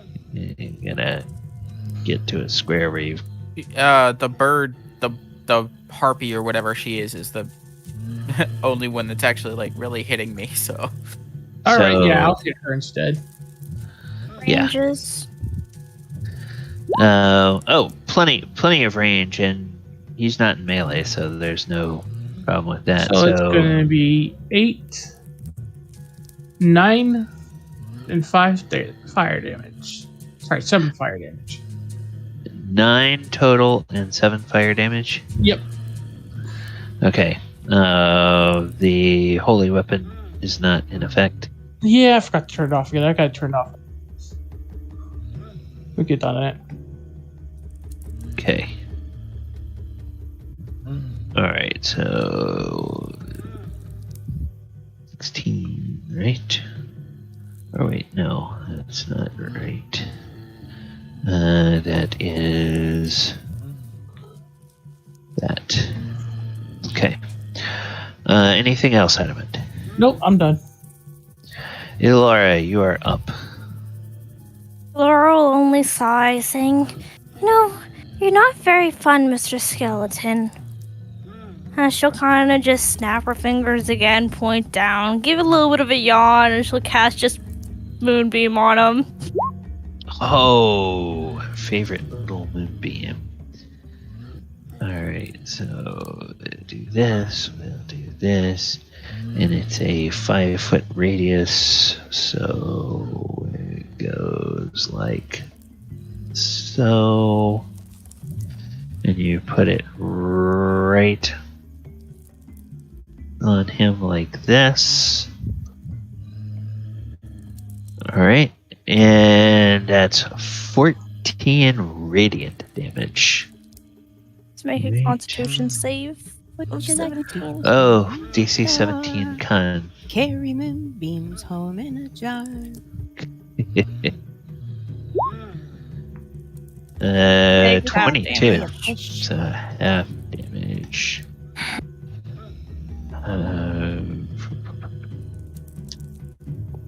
Right. And you have moved, and then the Ghoul Priest. The Ghoul Priest is... let's see, what can he do with his... oh. Okay. He's going to smile at Galabar, and he is going to attempt a spell. And I think that Adamant, you didn't remove the. Oh Or yes, the did you? concentration on protection from good and evil is gone. Okay, so then you don't have advantage on this saving throw, which is kind of bad because he's going to attempt domination. Oh dear. So spell save DC is 14, and he is going to try to get Galabar to attack the metal cleric. It's a wisdom save. Wisdom save. Yeah, dominate person. I'll put that in. Dominate person. Galabar says no. Damn. Okay. All right. So It's really good. that I passed that Yep. save. Yep. Because Galabar is dangerous. Okay, so that expended how many PSPs? It expended 16 PSPs from him. All right. And he's very sad. That was an action for him. So yes, he didn't get to attack. That might have been a bad choice, but anyway. Wayo, are you back in control, or do we need to attack for you one more time? I'm not going to be able to make it back to my PC okay. today. No, unfortunately. Okay. Hope you don't mind. No, that's fine. I just didn't want to keep trying to take your turns. No, keep swinging. I mean, what else am I going to do? You know, I do have some spells, but I don't know them all by heart. And okay, but I don't think you really need them in this situation. You're being pretty effective with this sword here, so yeah. I'm going to swing with advantage because the target's stunned. Yep. 26 for total of 14 damage from the first attack. Very low damage. 22 for a total of 24 from the second attack. And 28 for a total of 22. So let's see. Minus 16. Minus 24. Whoops. Let's do a stunning strike as well. If she's not dying. And then minus 22. She's still up, but she's very wobbly. And stunning. Well, she's very, very wobbly. Let me go ahead. Hang on. Wait a minute. I keep forgetting this.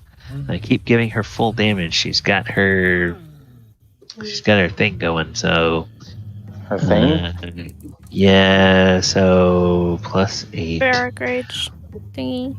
Yeah, she's basically a barbarian thing. Is she immune? So do I know this, or like in character? You can tell that your attacks aren't having as much of an effect as you think they should. Try psychic damage on that second attack and see if it makes any difference? Everything. Yeah, it's resistance to everything because it's a resource they have to expend every round. Basically. Nice. Yeah. Okay. So she's stunning strike still again. Bloodied. Yeah. Okay. Yeah. Stunning 17. strike. DC 17. She makes it. 17 or a 21, but I'm just letting her use a 17. So I will use my bonus at try to flurry of blows and attack 2 more times. Okay. All right. And we'll do that. And Does my third attack hit? Third attack. Yes, it does. Okay. Stunning strike again. All right. DC 17. DC 17. Now she fails. All right. Okay, and then I would like to attack her one final time, and that's with advantage. All right. 6. That's a hit. 16 and 6, total of 22. So she takes 11 of that. And that is my turn. All right. Galabar. Yep. Galabar is he will keep attacking this big guy for, let's see. 25 to hit. 25 will hit. So 27 slashing. 27 Does an slashing. 18 hit? That's exactly what you need to hit him. Okay, so 16 damage. And Does 32 hit? Yes, it does. That's 27. Calabar, how would you like to destroy this ghoulish undead priest that's been attacking you? I cleave from the shoulder to the waist. Okay, so with a mighty cleave and Morcellar's battle axe, or Morcellar's broadaxe goes, yes, that to all undead spawn. Galabar will then turn his head to the harpy or whatever she is, and say, "You're next," and uses bonus action again to do the dragon's breath. Okay. DC 19 Dex save. Now, are you at a point where you'll no longer need to check for it recharging? No, I get the normal one twice. Okay. Alright, so Dex save. It's a failure, so she takes 5. 5 damage with You're frosty next. feathers. As he looks at Yeah. her dead in the eye with a glare. Alright. Well, the ghoul priest is down. And these ghouls. Okay. Elora. So,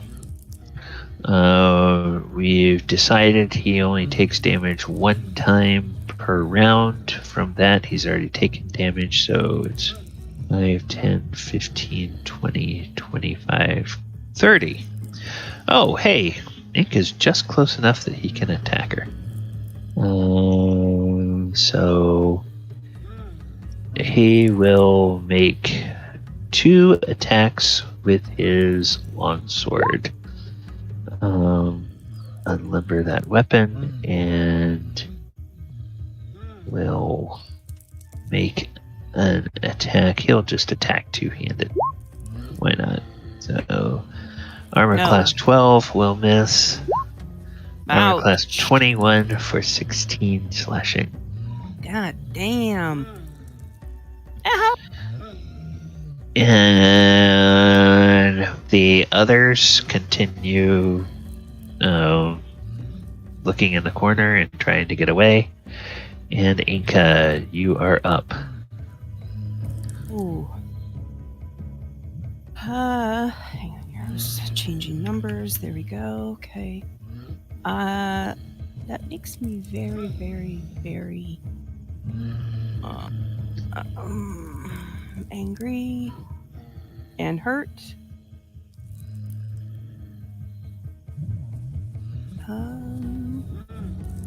And remember, if you try to use a ranged weapon, it's going to be disadvantaged because it's a melee range. If you have a spell that is a touch range, or that Now, radius is like out away from me or just around me? It's if it's a 15-foot radius, it's 15 feet all the way around you. Shit. Got too many people close to me. You can move like right here and do it. Won't that open me for an attack of opportunity? Nope. No, because As you're long as saying- you don't Okay. leave a threat space. Okay. All right. I would like to, because I am very pissed off now. Destructive wave. Oh, that's a 30-foot radius. Okay, so. Sorry. I thought I said. That, I apologize. well, I said 15 because things like Thunder Wave are 15-foot radius, but you gotta look at the. It's fine, do it. Okay. Dang, that bridge might be friggin' toast. Yeah, What? that's gonna destroy the bridge. Each creature must save Light. Constitution save 5d6 thunder damage as well as 5d6 radiant. Okay. Alright, so spell save DC is 17. 17. Alright, so that's a con save. 18. It makes its con save. Damn it. So it will take half damage. And I believe Elora and I know Adamant. in minutes. No, he Yeah. gets to choose the attacks for that one. The creatures on that one, I believe. Yeah, each creature you choose. Oh, each creature you choose. Oh, okay, so Yeah. that's not going to affect Elora or Adamant. All right, never mind. Shit, just out of range. Okay, that was one spell, so you Being can only said, do if one you spell. were right here, you Roll could damage. actually hit Roll. both. First of all, let's resolve this. Roll damage, Enka. 5d6. I thought 5d6 thunder plus 5d6 radiant or necrotic. Hang on. Just- That was, sorry, I thought it had it up here on my sheet. Well, you apparently hit the one that says show Yeah, the you did. description, not. There we go. That's the one. So 22 thunder and 12 necrotic. That's a total of 17. 34. Total of Oh. 34 for 17. Let's just double check because part of that is necrotic. Oh, it says radiant or necrotic. Oh well, how It would okay, have been, you would use radiant because most people against undead would use radiant. So all right, so yeah, total of 17 because it's halved. All right, and the bridge just sort of sways a bit, and it just kind of clatters against the far railing, but that's about all that happens. Anything else, Enka?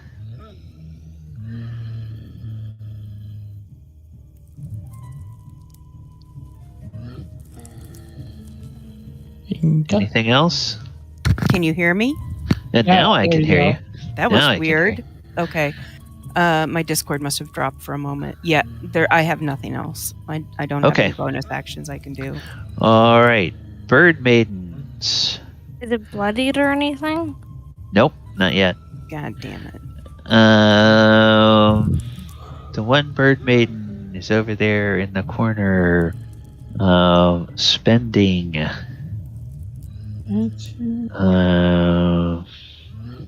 Spending some. Whoops. Spending some PSPs. This bird maiden is spending some PSPs. And then we'll do. What can she do? She's not yet there, so she's going to go ahead. And she is going to claw bite at AC 10 will miss Galabar. 28 will hit Galabar for a total of 6 slashing. 9 with the I'm sorry. The bite. Yeah, 19 will miss Galabar. I did Alright. the con save. Yeah, for There we go. total of 3. So yeah, you're fine. Adamant, you are up. Actually, I set the DC 10. Okay. Adam is going to come over here. Enka took damage, right? Oh yes, Oh, yeah. Enka has taken damage. It's got a Okay. huge slash that goes down the front of her. Bonus action. Going to hit her with a level 4 healing word. Oh, thank Because God. she's under the effects of the bless. It's, It's a maxed, not bless, beacon of hope. yeah. So it could be 4d4 plus 5. So she's going to So get for back 10 health. 16 and 5 is 20, 21. 21. So you get 21 health back. Enka. And then that your bonus action. Thank you, thank you, thank you. And then Adamant is going to swing upon the undead. Okay. So it's going to be 10 damage. I forgot to turn this on for the first attack. So that's going to be an additional 3 fire. So 12 will miss, 28 will hit, for a total of 13. 13. And you hear left from say, yes, destroy that undead. I intend to. And it's not quite bloodied yet. Anything That else? is the end of my turn. Ilora. I'll only just smile and say, "Send me is sort of the best favorite thing." She'll move over. Are you going to move your moonbeam? Yeah. Yes, I am. Okay. She'll move 15 feet over here. Over here, and then she just...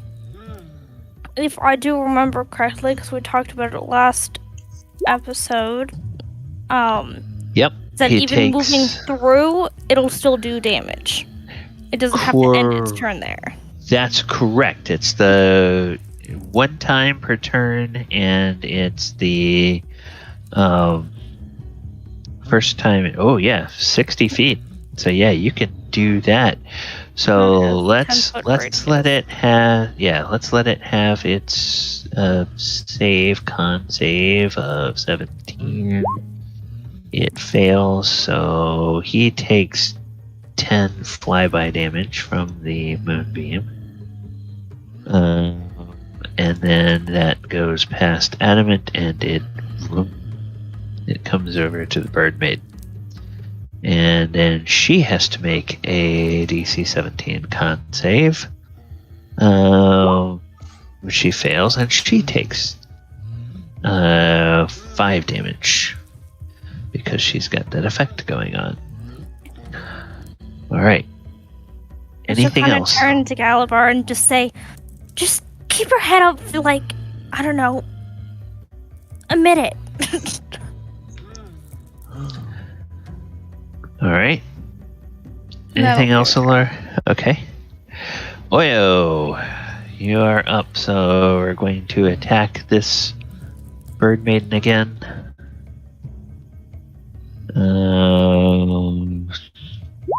Tatsuma, so 29 will hit for a total of 25. We just halved to 12. Then second attack, 13 would miss. You want to go? Is that with advantage? Yep, 13 Okay. and Darn it. yeah, unfortunately. Swing And attack then- number 2. Okay. Yeah, the first attack hit, the second attack missed. The first anything? attack hit? Yeah, second attack missed. Okay. So what you want to do? Do you have how many stunning strikes do you get? We've only done 3 so far, right? So, Yeah. So we want her to do that again. I don't know We'll how try to bad. make. She looking pretty rough for rares, or She's looking. Once you have full health, injured, and bloodied, and dead. So she's in that bloodied range, but got it. it's I'm slicing her up pretty good, but I'm not sure. Okay. Yeah, let's stunning strike her again. Forget it. Might as okay. well. She fails, so she Great. is stunned. So now bonus I will- action. Yes, bonus Attack action. again? I will flurry. Yes, twice.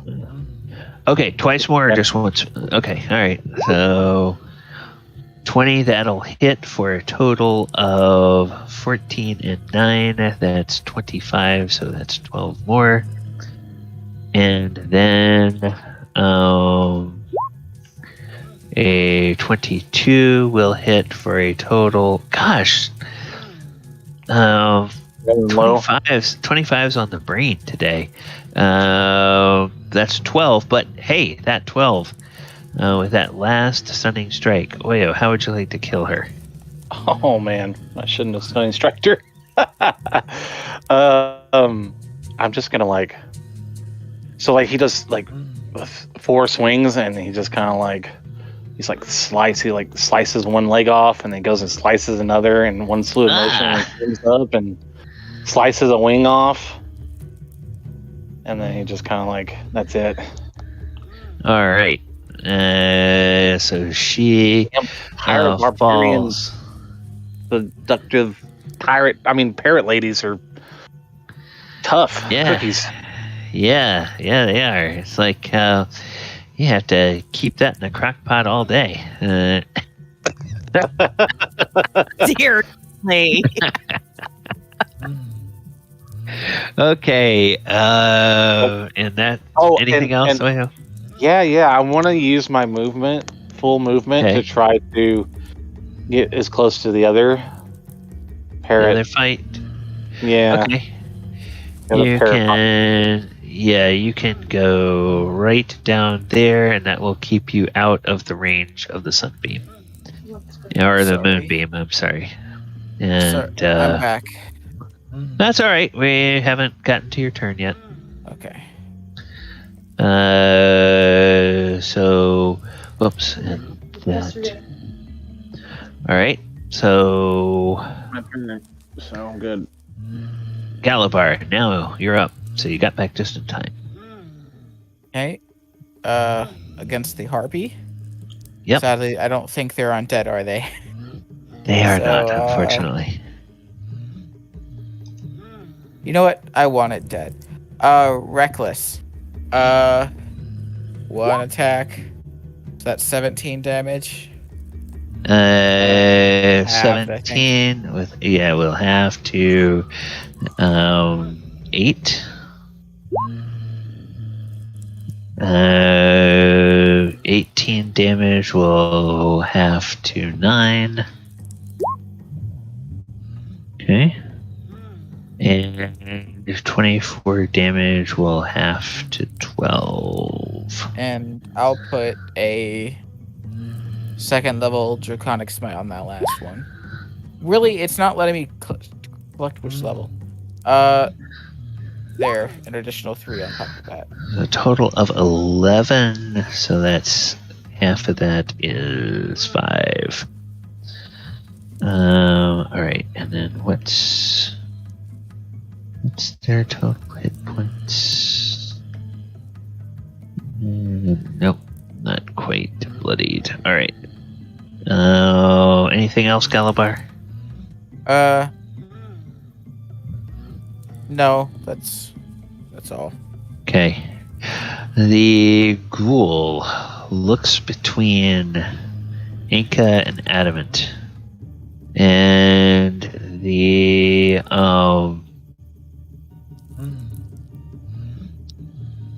ghoul. Oh crap. Okay, I forgot they could do that. But they can't do that now because of the damage that he's taken last round. So, didn't do him any good. He will just make the 2-handed longsword attacks this time against Adamant, because Adamant seems to be the greater threat. So, attack the first. 12, that's a miss. 19, that's a miss. Alright, that's all it can do. And Enka, you are up. All right.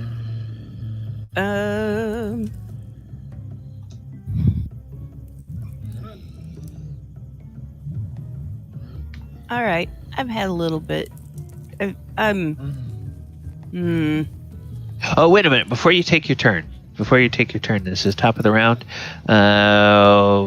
Let's go ahead and take our break. I have 16 after the hour, so I'm going to put the soundscape back on our tavern, and I will bring that back up a little bit. Viewers, thank you so much for hanging out with us today. We are having a fight against a bunch of creatures from the Arabian Nights expansion of Magic the Gathering. And they are being very uncooperative and are not dying very quickly. Party doesn't like that. So I'm going to go ahead and put the timer on for a few minutes. Guys, remember you can always stay here and chat on stream, or you can move to the off-stream chat. And I am going to mute myself and go grab another cup of tea. I'll be back in a few moments. KO, Dirf. If some of us cast magic, aren't we supposed to be having like percentile die rolled to see if it works? Have you been freaking that? Do you have wild magic? Oh. No, It's not wild magic, it's about the orbs. Yeah. Yeah. I thought we could use the sonic Yeah, power. but it's just there's still a chance of failure. Oh, okay. Everybody I don't would know. forget it. No biggie. I slice and dice most of the time, so I I've get been hearing so many things like, okay, well, my magic comes from somewhere else, so I don't really need the orbs. So Yeah, you I don't, but I do. My magic is just magic. I haven't learned just because, I can use this elsewhere just in case. all right, guys. I've got to do a phone swap here. So, yeah. So unfortunately, I wasn't able to make it back for reasons that y'all know, but I'm getting to hang out with you guys. So, Yeah. sorry. It Are happens. you coming back? I'm not. you're lagging, try that again.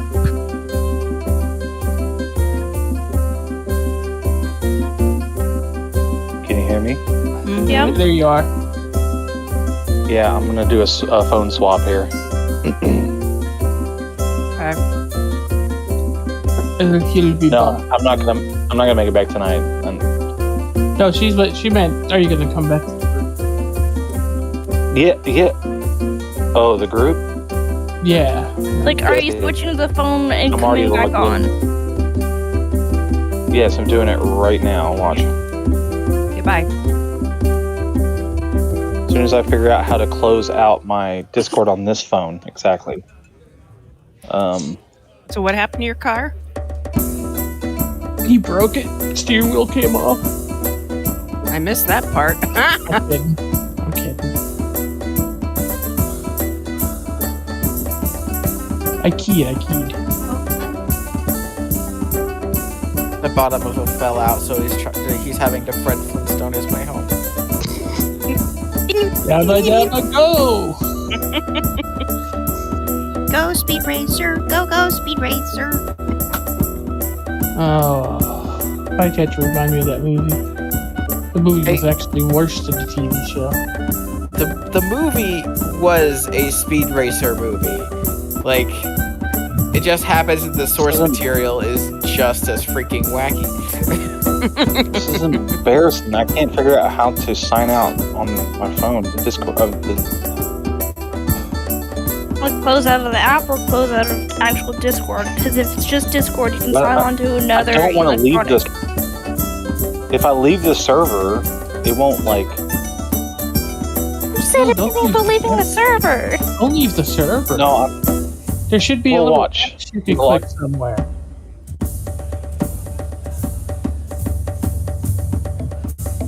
So you're on your phone, right?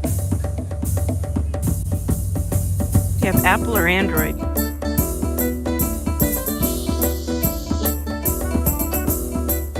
Don't be hissing at me? I don't have apples. I'm hissing at the apple. Don't worry. So if you're on your phone, at the bottom right of your screen, you should see your icon. From there, you can scroll down and it'll say log out.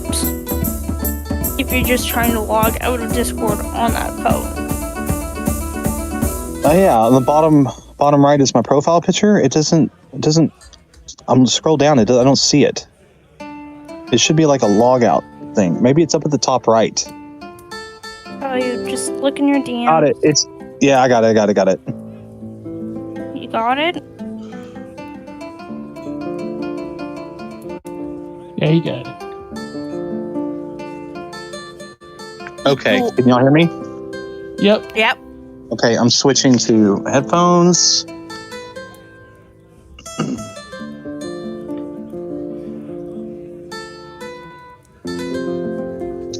So I think the two of us saved our group. But me and Chris saved our Tuesday night group from a very painful death. Oh, I saved you guys last week from a very painful death. yes, you did. Testing. No. We can hear you. Got it. Yep, Is we it hear you. decent? Yep. Yeah. At Okay. least the dice are being a little nicer to me this week. God, last week was just horrid.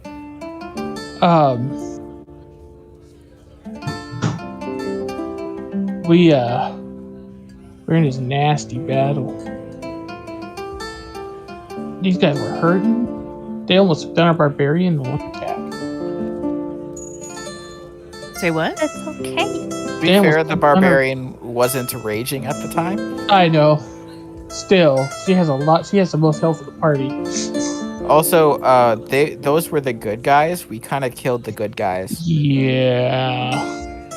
Whoops. One of them had an amulet of tear. Yeah, he's gonna tear us a new one. Is what he's gonna do. So what happened to your car, Ken?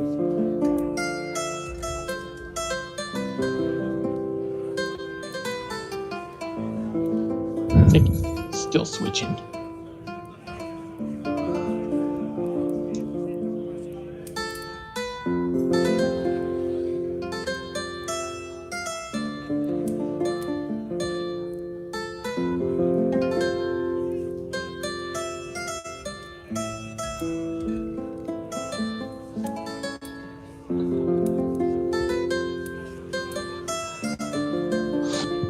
I do not want to go back to work tomorrow.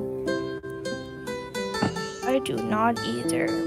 But But at least you don't have to deal with a butt munch now. yes, but no. Yes? Like he put in his 2 weeks. Like he's gonna be gone.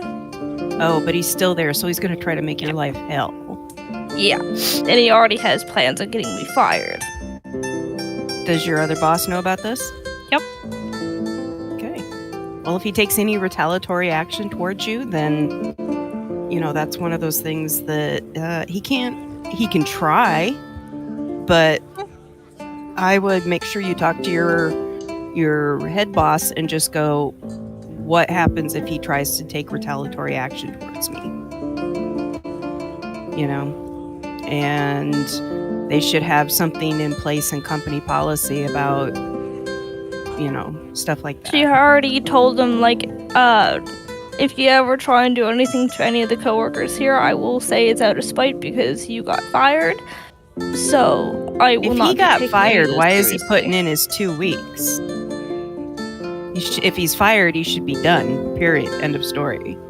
Because the owner of the hotel, he found out about everything going on, and because it's so short-staffed and it'll look bad on the company, he said, "Okay, well, I beg you to reconsider." So, No. yeah. No. That's gonna cause so many problems. I know, but what do I know, apparently? Basically, just CYA, girl, CYA. Write down everything you do. Oh no, I'm everything that writing down happens. absolutely everything, what he says and does and things like that. I'm just saying So- everything you do throughout the day. Just keep track of where you're at, what you're doing, whether he's around or not, and then that way if he tries to pull any bullshit, you know, like trying to get even by, you know, sabotaging something, you've got a record of Evidence to back me up. Yep. Yeah, so Either way, I put in a resume to Air Canada not too long ago, and I'm in step 2 out of 3 of the interview process. nice. And no, it would be in Toronto, so I would have to move.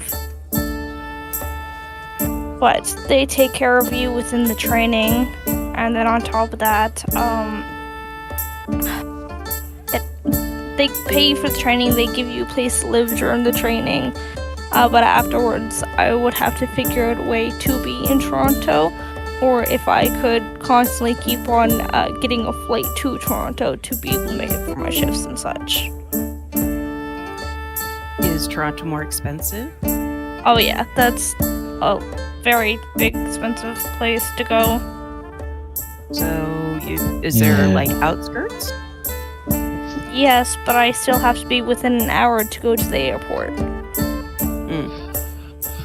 All right, everybody. Is everyone back? Mm-hmm. Yeah. Okay, let me go back to this. Get us back on our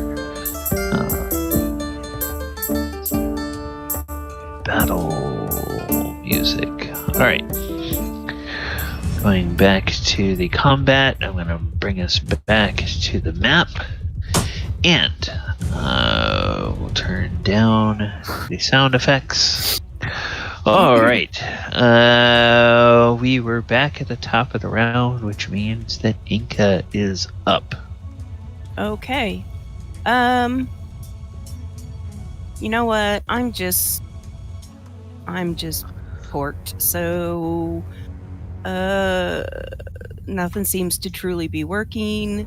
So I am going to try to bash this guy over the head with my shepherd's crook. Okay? It's supposed to say crook, not hook. Yeah. AC 12 is going to miss. God damn it. Repeat of last week. All right. Yeah. You're a bard. You're not a melee combatant. I know, but I don't have anything else. It's like either, you know. Yeah. Say that to us one more time and I will show you up again. Remember the last battle? Don't let me bring this up again. You showed us up because we were stunned. Excuses. Yeah, Ken, if you haven't, you should go back and listen to last week's. It was the Elora show. Elora and her mediocre friends.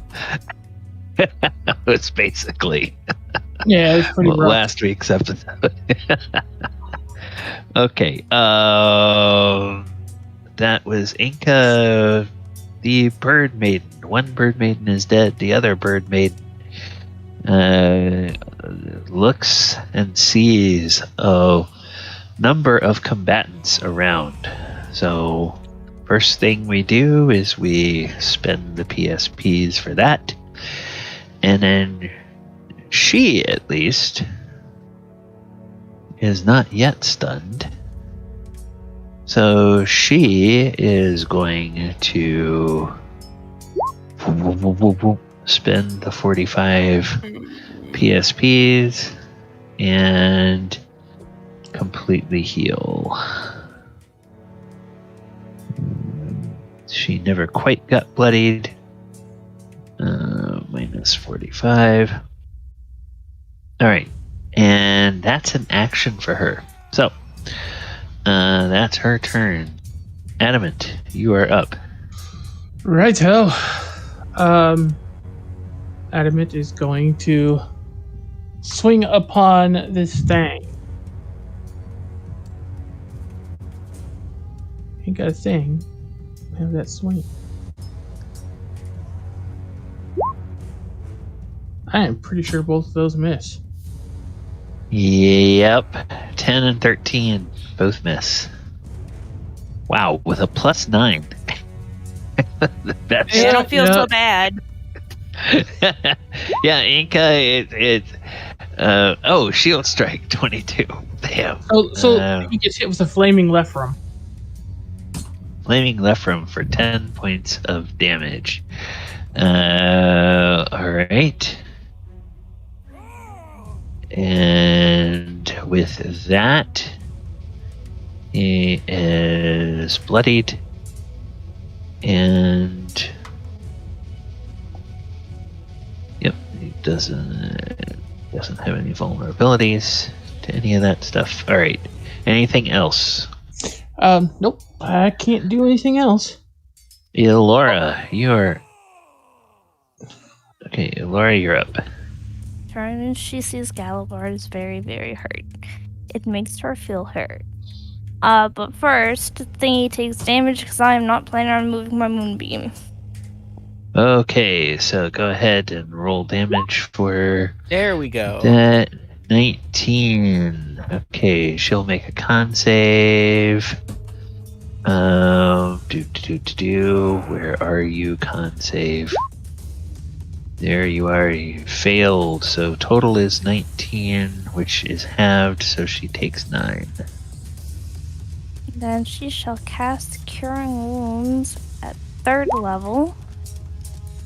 And then 20 can't forget about 22. this. Oh. Additional creature regains additional hit points That's equal to 2 plus the spell's level. Okay, so 5, 22 and 5, 27 total points recovered. Yeah, no Galabar. longer bloodied. Okay. All right. If I was injured, I would Cool. heal things back too, but I'm not, so meh. And that shall be her turn. Oyohusa, you are there. You can reach this other bird maiden with your sword. Just attack as usual. Attack pattern alpha. Did we lose Ken? I'm right here. Oh, okay. All right. All right. So not hearing anything, I'm going to presume. Yep. You 27. can't hear me? Yeah, I can hear you. Now I can hear you. Yes. Oh, okay. No, I still need to get over to that other. Oh, annoying bird barbarian. you moved over there at the end during your turn last time, so you're right. Yeah, right in her 55 feet grill. towards it. Yep. You're in her grill, so you're within sword Just range. swinging. Okay. Total of 26 damage. She takes 13 of that. Stunning strike. Stunning strike, DC 17.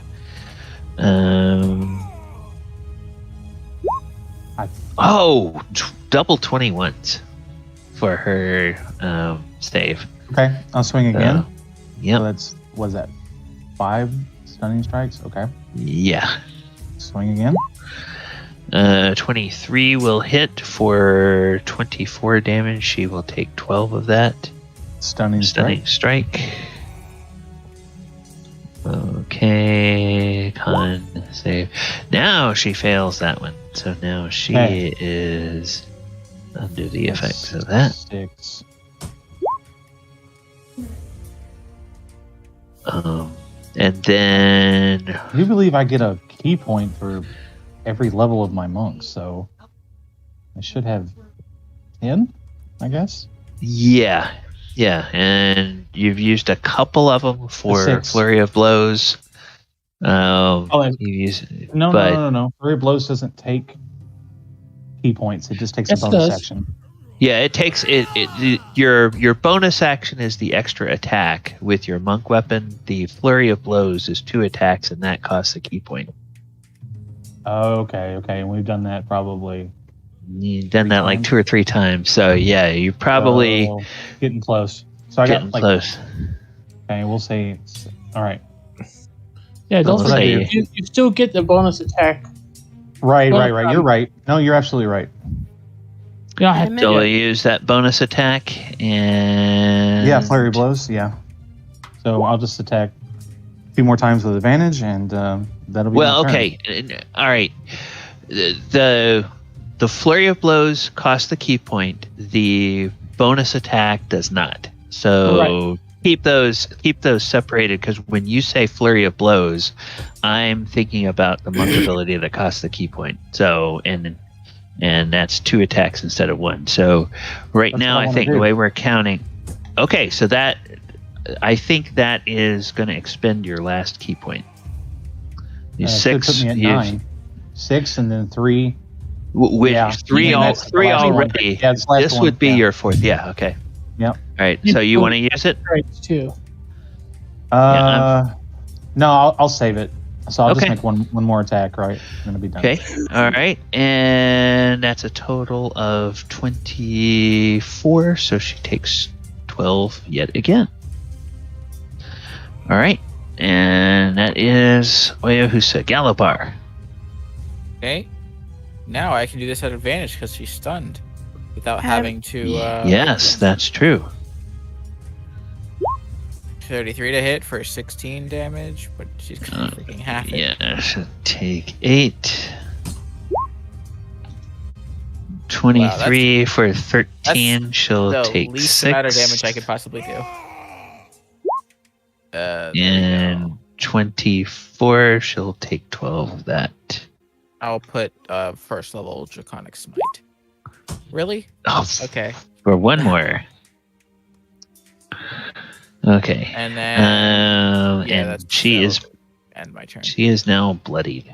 After one turn, she went from full health to bloodied in one turn with you guys attacking her.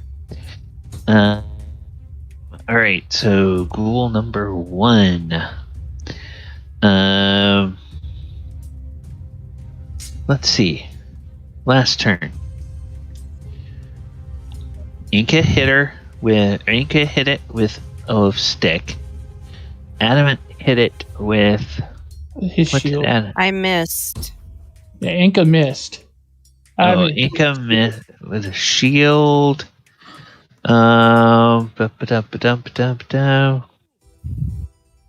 Okay. But since it did not take radiant damage that turn, its wounds get a little bit better. Still bloodied, but it gets a little bit better. That's what I was forgetting to do. So then it will use its sword against its longsword two-handed against adamant twice. 18 will miss. 26 for 20 slashing damage. Ow! So yeah. There's What is two-handed- this circle around us? This bright circle? That's That for is the that's the whole his effect, and the little flame on you shows that you are a designated target of that effect. Okay. But what that- does it give her? What does it give her, Adam? any healing she takes is maxed out. Okay. Anybody who's affected by it is maxed in. So it's me, Alora, and Enka. You also Okay. have advantage on wisdom saves for between frightened and charm, if I remember correctly. Yep. Okay. Okay. Thank you. Unfortunately, All right, that whole weapon is gone too. Yeah, that Ghoul is done. Enka, you are up. Okay.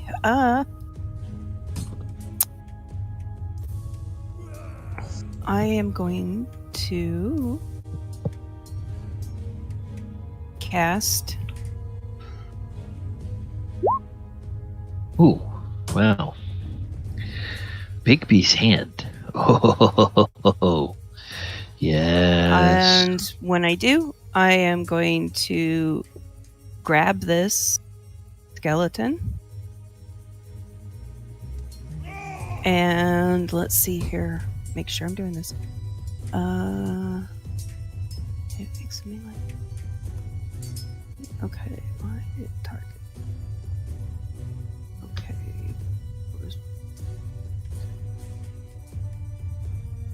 All right. So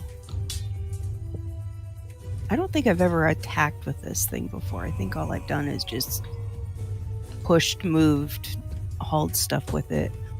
So if I want to attack with it, like grab him and slam it into a wall. Strength of 28, so you would do DC 20 plus 8. Okay. Strength of 26, I'm sorry, plus 8 for attack. So, yeah, D20 plus 8, and then the fist option is 2d8 damage. 18 will hit. Okay. Well, I was basically trying to grab him and smash him into the wall. Like, make him paste. Bone paste. Okay, yeah, all right. That's not really the way it works. You can grab and squeeze, but if you read your spell, the most potent damage is when you punch him. Okay. So I guess I'll punch him. The hit is for. I'm sorry, I misspoke before. The clenched fist is 4d8 force damage. So you hit. So roll 4d8.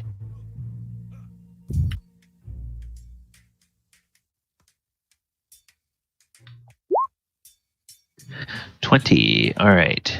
So that is 20 damage. I don't think he can't resist any of that. Nope.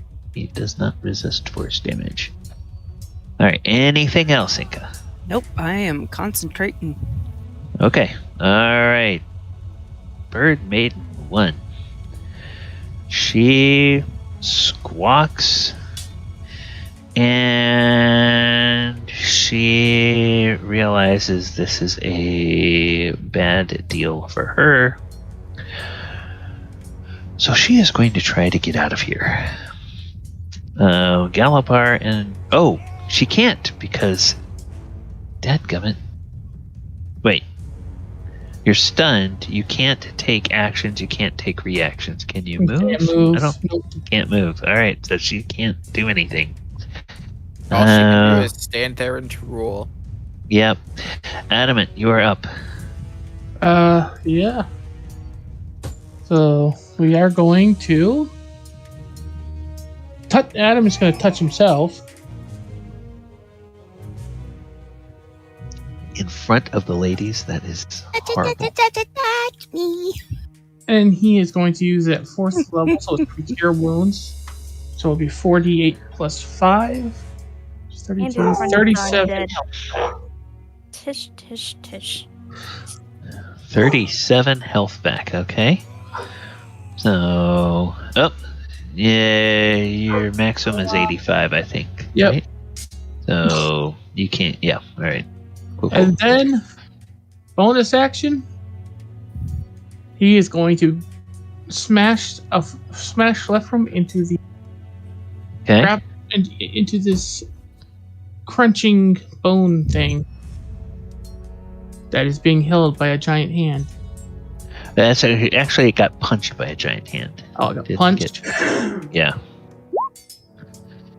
14. 14 will miss. Swish. I'm done. Alright. Elora, you are up. A damage by the moonbeam. Okay. Alright. 18, so she has to do a con save. Ooh, failure. Bless you. So she takes 9 from the moonbeam. And then anything else, Laura? Laura will kind of look at Galopar and say, "You good now? You're not bleeding as much." And she'll kind of just tap his shoulder and say, "Yeah, you got this." Okay. All right. Oyohusa, 2 attacks with the sword. Yes, I would like to do 3 attacks, and on one of them, the first one that hits, I'd like to attempt another stunning strike, and then that's my turn. Okay, so 29 will hit for stunning strike. She fails her con save, so she will take the 9 damage from that. And then 2 more attacks. That will hit for 11 damage. And then last attack will hit. Ooh. Total of 15, so that's 7 damage to her. Alright. And that is that. Galabar. She passed her con save? No, she failed, so she is stunned for another round. Okay, so Galabar, you are up. Galabar will attack. Actually, only click twice, but that's so what I'm going to do. So, Yep, 29 will hit. So same damage on both ones. So 18. So that's 9. And then the second attack hits for another 18, which is another 9. still up. Still up. Looking kind of wobbly. 28. Oh. 10 damage. Very, very wobbly, but still up. And then Draconic Smite on top of that. Okay, with your Draconic Smite, how would you like to kill this creature? She had 1 hit point left after the... 1 hit point after the normal hit. So, alright, the line is... And her throat. Okay. And All then I will use my movement to get here. And Okay, remember they were down in the water, so yeah, they're down below the bridge. So, all right, so you're there. Ghoul 1 turns its dead-eyed gaze towards Enka because, man, that big fist hurt. She really handed him his ass. Oh, so he's going to make 2 attacks with the longsword, 2-handed. Okay, 21 will hit for 20 points of damage, and a 13 will miss. So 20 points of damage to Enka. Enka is... Hang on. Did I update that last one? I think you did, because you were... yeah, okay. So I'm... So 20, so yeah, I'm back down to 48 again. 48, so you're not quite bloodied. And that's it, because the other 2 are still cowering in the corner. And Enka, that monster just very rudely struck you. What would you like to do? I would like to strike back.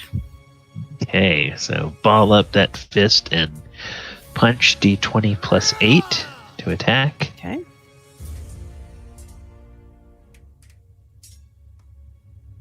You said is it 1d20 plus 6? I thought it was 26.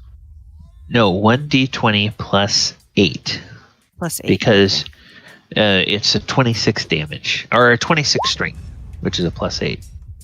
Okay. So, and... yep, 23 will hit, and then 4d8 for the damage, for 11. Alright, so that thing is just... Rah. If it were alive, it would be getting its teeth knocked out.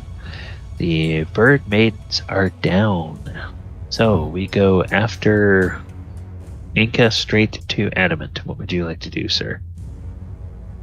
Adamant is going to reach out and touch it.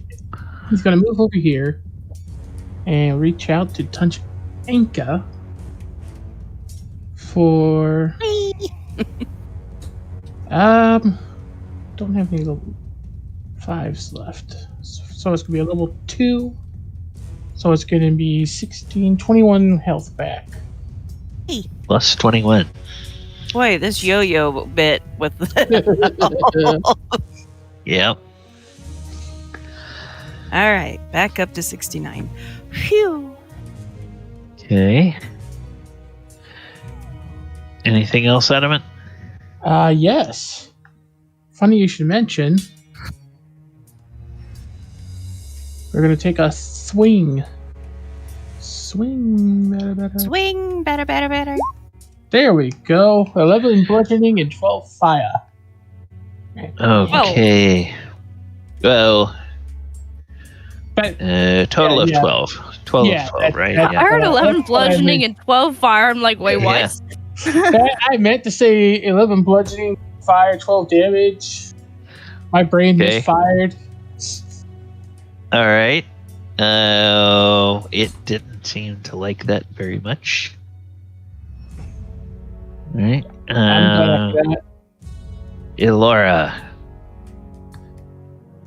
We were kind of like look over to Galavar and say, Galavar, we have more important things to do than 2 little scared little skeletons. She'll kind of point up towards the door. Yeah. They won't She's- stay scared for long. And we have enough time to be able to get out of here before they do. I'm just gonna take care of them.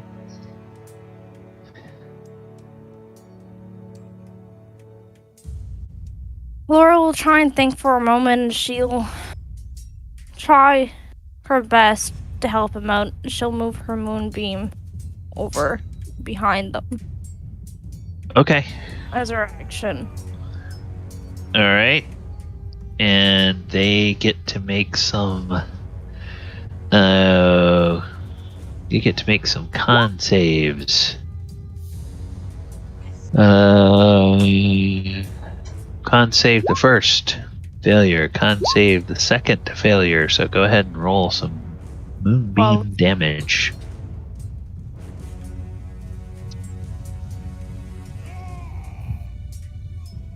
Oh, At 12. this That's right. Point. Yeah, 12. Laura, And because this moonbeam is the radiant, its regeneration, or their regeneration, will not work next turn because it's taking Yeah. radiant damage. There was So much they rejoicing. Yes, they both take 12 damage. and Laura looks visibly like impatient. She just needs to rest at this point. Yeah. Okay. Oyohusa, you are up. There's 3 ghouls. These 2 over here are down in the water 10 feet below the bridge. This one is up on the bridge next to Adamant and Enka. Okay. How far away to get to the one next to the girls? Oh, next to Enka, it's just like 15 feet. Just, Okay, I'll move over there. Or and 20 swing feet. on it. Yeah. 3 attacks. All right. Force damage. Okay. That's my Force damage. 27 for a total of 15. That was a low damage roll. And then the other hit is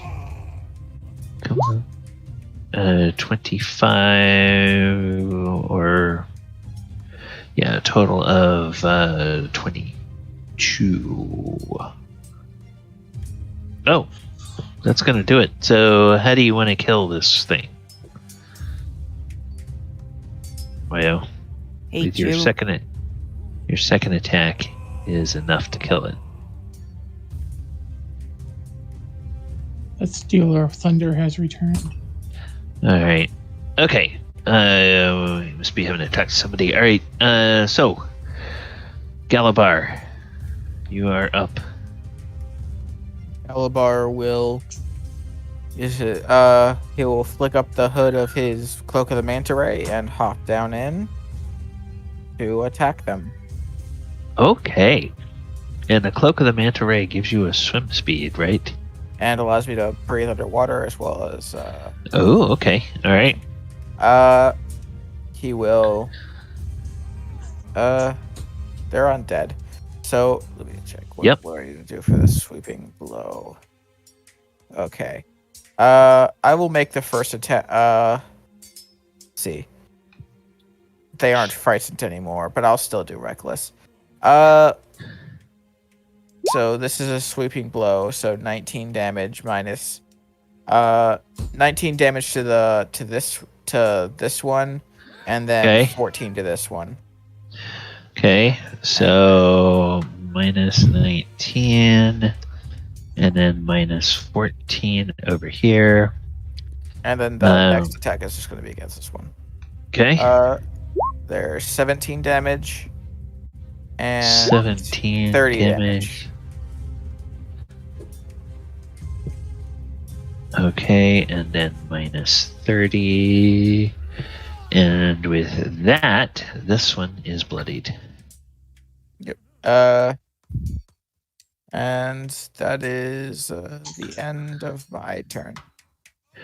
Okay, because they are in the moonbeams, they do not get to regenerate. However, they are going to try to get out of the moonbeam. So this one is going to go around Galabar. Good luck trying. And this one will go over here beside Galabar. And they will each use their longswords two-handed. Their regeneration was canceled anyway, just by being hit by my axe. But... Oh, right, okay. So AC 24 for 15 damage from the first strike. You know what? Shield. Okay, shield, which takes your armor class for this round to what? 27.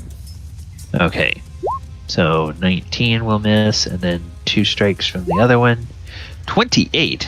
Okay, so that'll hit for 21 total damage, and 19 will miss. So total of 21 damage if you are raging, that's halved. Back to bloodied. Okay, alright. And that's all the ghouls. Enka. Yep. That thing is finally dead. Now, how far can you move your Bigby's hand in a round? 100. It says range 120 feet. No, that's not. That's Sorry. not the. That's how far Crap, can you I move read it the in a wrong round? thing. Sorry. Or can you move it? I forget with Bigby's hand. Yeah, she can move. I think it's 30 feet around. I think. Yes. God damn, there's so much text.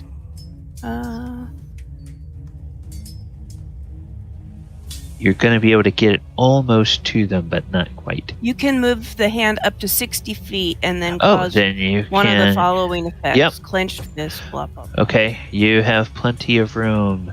Okay. Would you like to punch the bloodied one, or would you like to punch the non-bloodied one? Okay, so I would you're like to gonna... punch the bloodied one. Oh, D20 plus 8. 23 will hit, and then 4d8 damage. 20 points of damage. Okay. Galabar, this big spectral fist looms out of the murk and smacks this thing, and you hear bones breaking when it hits. So, alright, that is that. Anything else, Enka? That's it. That's all I can do. Adamant. Okay. They are way over here. Okay,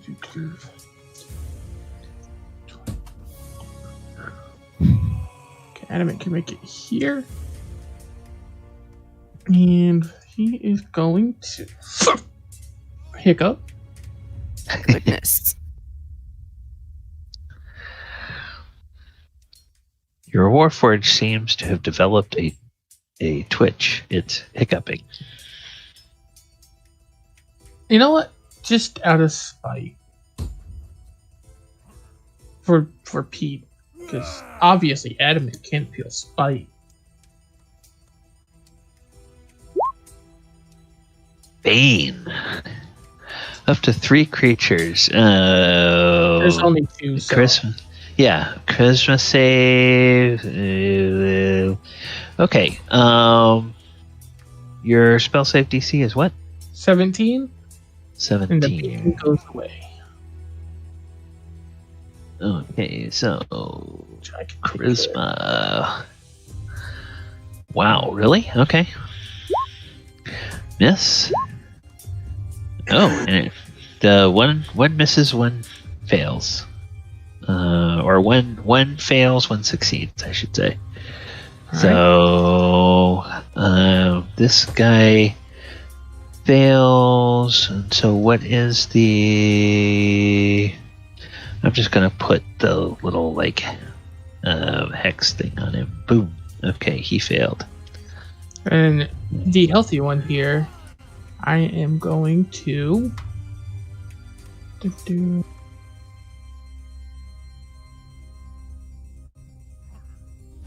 Gonna scroll down a bit. Where's it at?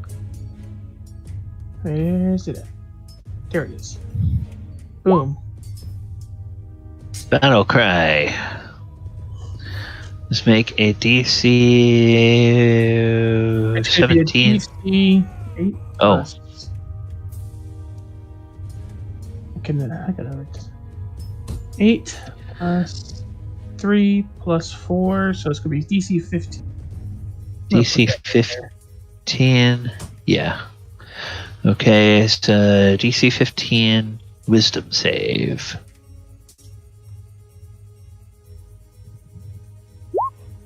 Fails. Alright. Disadvantage on all attack rolls against any target that isn't you. And then... Okay. Alright. I'm done. And then... Elora. Laura will only give off a little sigh of being a little bit tired. She'll kind of sit down and she'll kind of drag her finger along and she'll move her moonbeam over here to hit the big bean's hand instead of Galabar. And move it over here. And then back over here.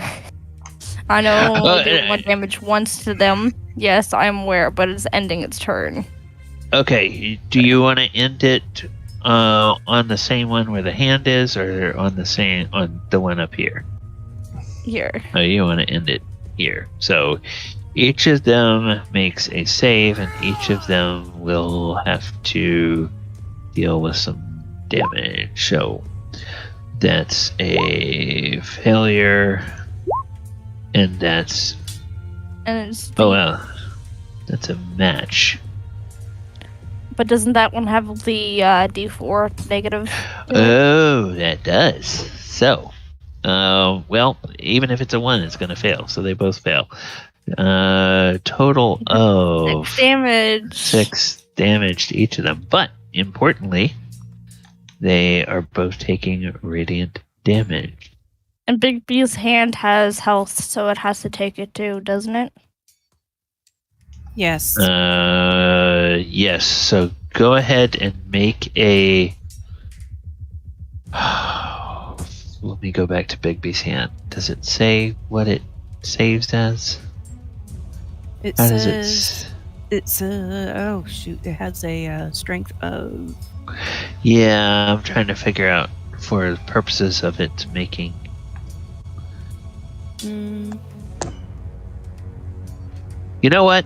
I'm just gonna say that it's got a strength save. Just give it a +4 on its con save. So make a d20 +4.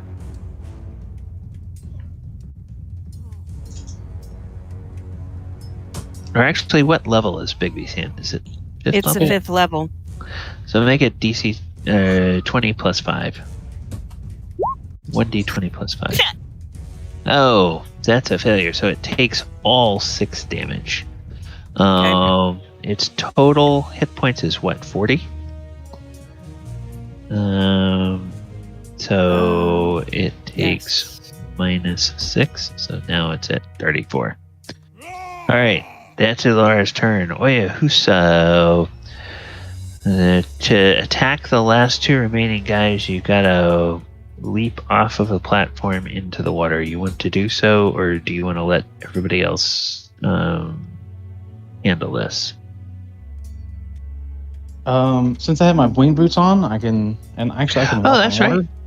Yeah. So okay.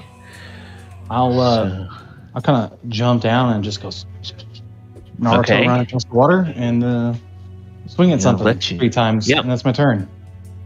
Okay, we'll let you start on the one that's bloodied, and because they're right next to each other.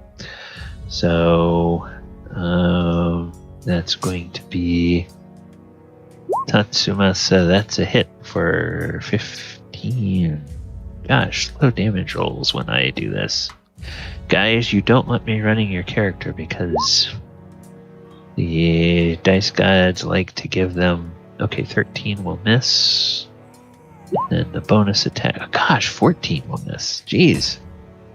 28, a 13, and a 14 for those attacks. Hey, Adamant, that effect from your thing, that doesn't give. Does that give other people advantage on their attacks No. against them? No? No. Okay. All right, so surprisingly, only 1 out of 3 attacks hits. Galabar, you are up. Galabar is going to reckless again. He will start with the one that he hit before for 32. 27 damage.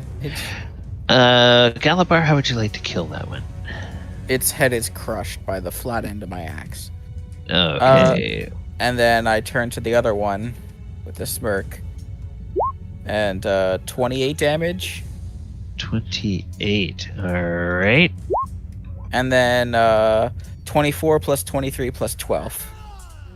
24 plus 23 is 47. 47 and 12 is 59? Is that right? 59 damage? Yes. Is 59, and that definitely bloodies it. And it can't regenerate because Yes. my freaking axe. Well, and also because it took radiant Yeah. from the moonbeam. Yeah. That's the end of my turn.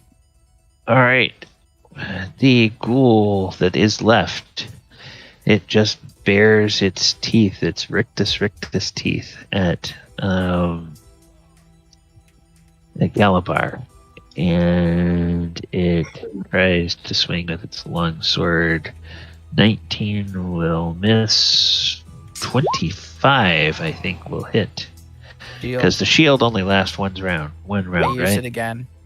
Okay, you have a use of it again. All right, so that's a miss because you did you attack recklessly?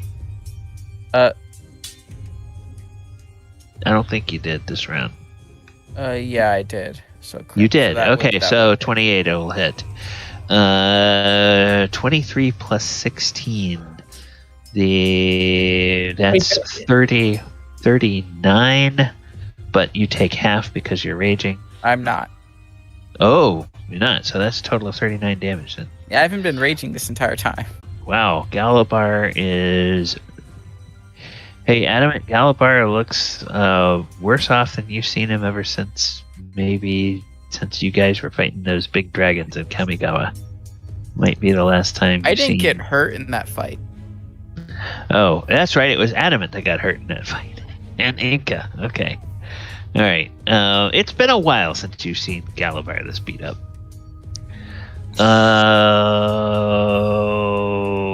That's the ghouls. Enka, you are up. Okay. Can I'm going to punch it. Okay, move the thing around, and Yep.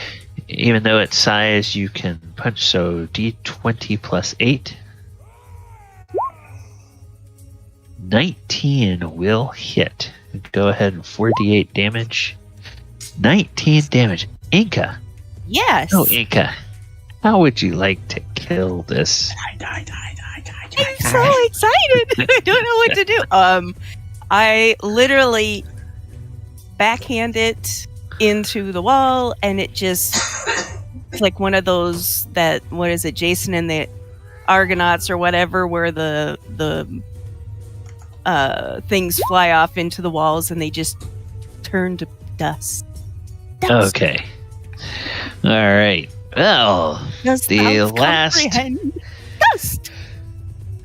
the last ghoul splashes into the water, and a silence settles on the silence settles over that, and all you can hear is the rippling of the water. And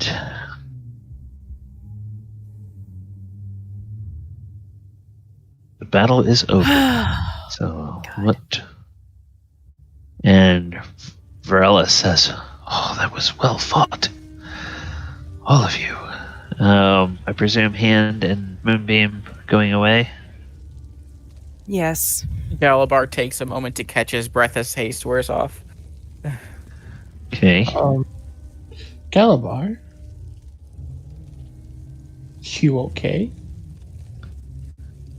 Yes. And, not as okay as I usually am, but, we're about to do that rest thing, right? God, I hope. About the rest thing, if this guy can use this to be able to benefit from a long rest, couldn't we? Yeah, that's what we were going to do. That's what we're going for. Varela says, "Yes, that's why I'm leading you there. In a matter of minutes, you can gain the benefits of a full rest."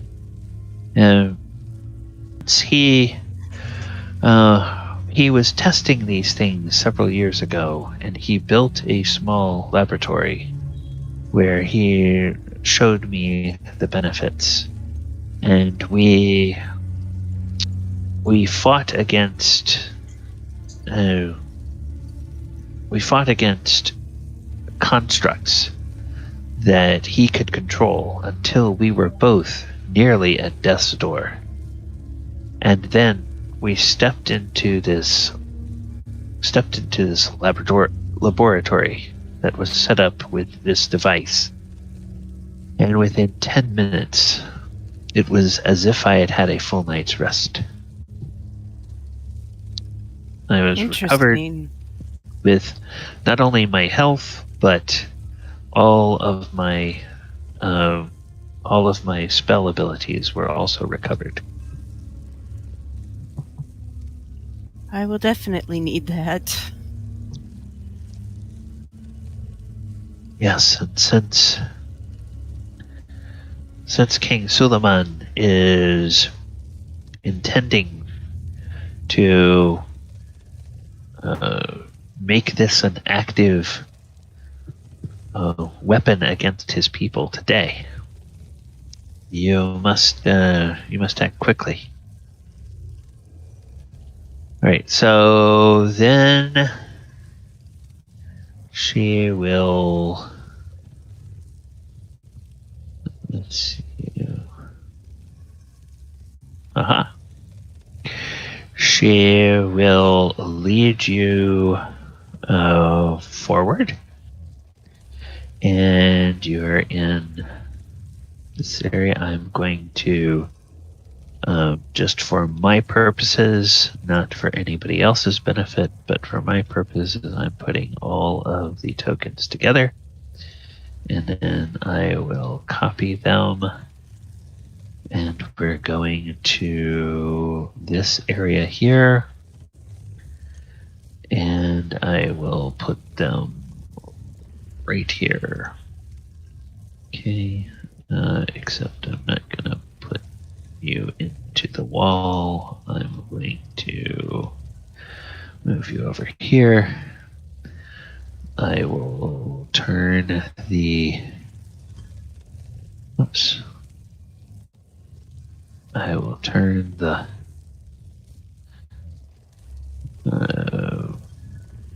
thing off. Oh, no, I will not turn that off. Cannot turn that off. I am instead going to do this. Going to...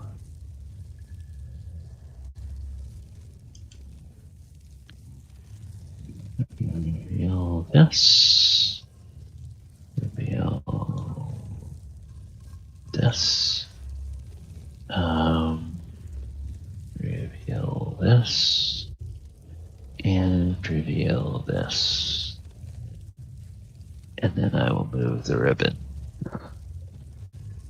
to this area. Alright, so, oh, whoops. And then you guys can't see where you are. Nope. Alright, so there you are. You're down on the south end of this map. Come on. Clear. Alright, so you're on the south end of this map. Phooey. There we go. And you see ahead of you a large hall. So let me find that in the thing, and I'm going to do this thing, and we're going to say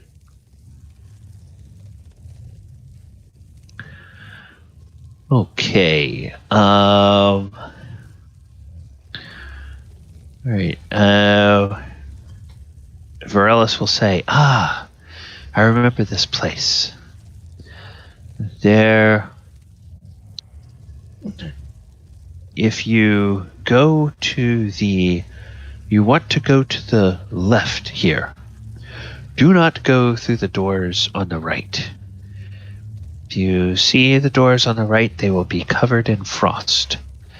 Beyond the frosty doors are some items that may be of use to you. However, there are guardians in that way. You want to go to the left.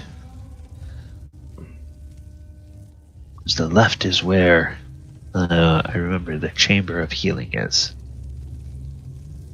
So as you guys move up here, whoops, lose somebody? Yes, oh, okay. Ken disappeared for a moment. Okay.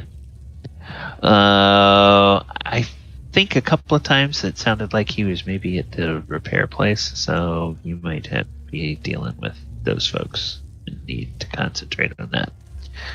Alright, so you see the frost kind of over here in front of these doors, and then the passage that she wants you to go to is over here. Can we listen through the doors to see if there's any movement at all? Why, yes, you can, and let's see if there is. Oh, actually, you can. Laura kind of like push on Calipar, saying, "Quiet," and she'll give him guidance. Oh, okay.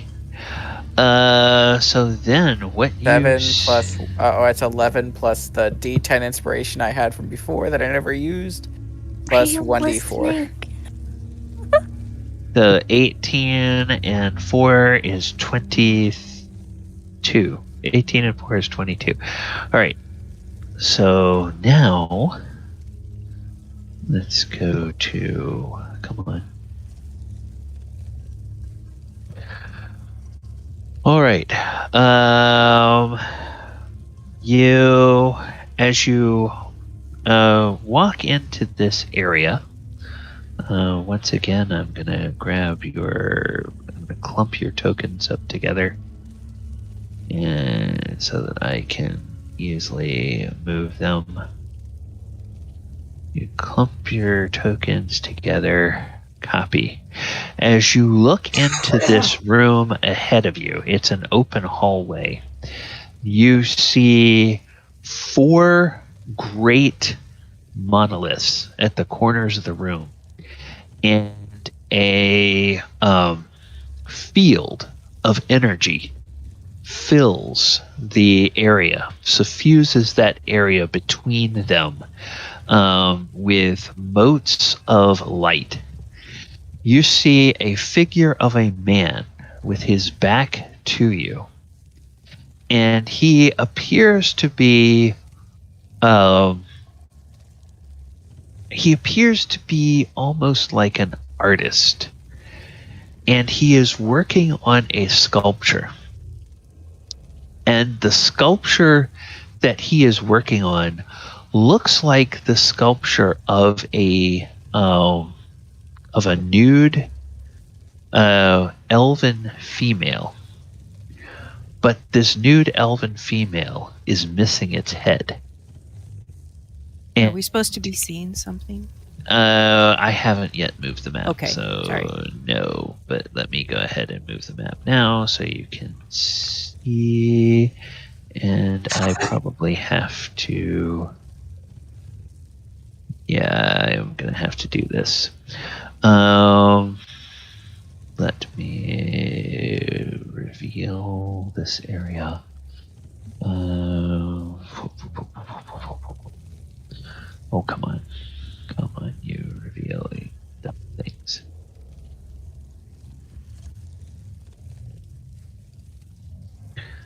Okay. Oh, God bless it. Son of a biscuit eater. Okay, and then we will get your tokens from where they were. Copy. Come on, damn it. Copy them and then paste them on the new map.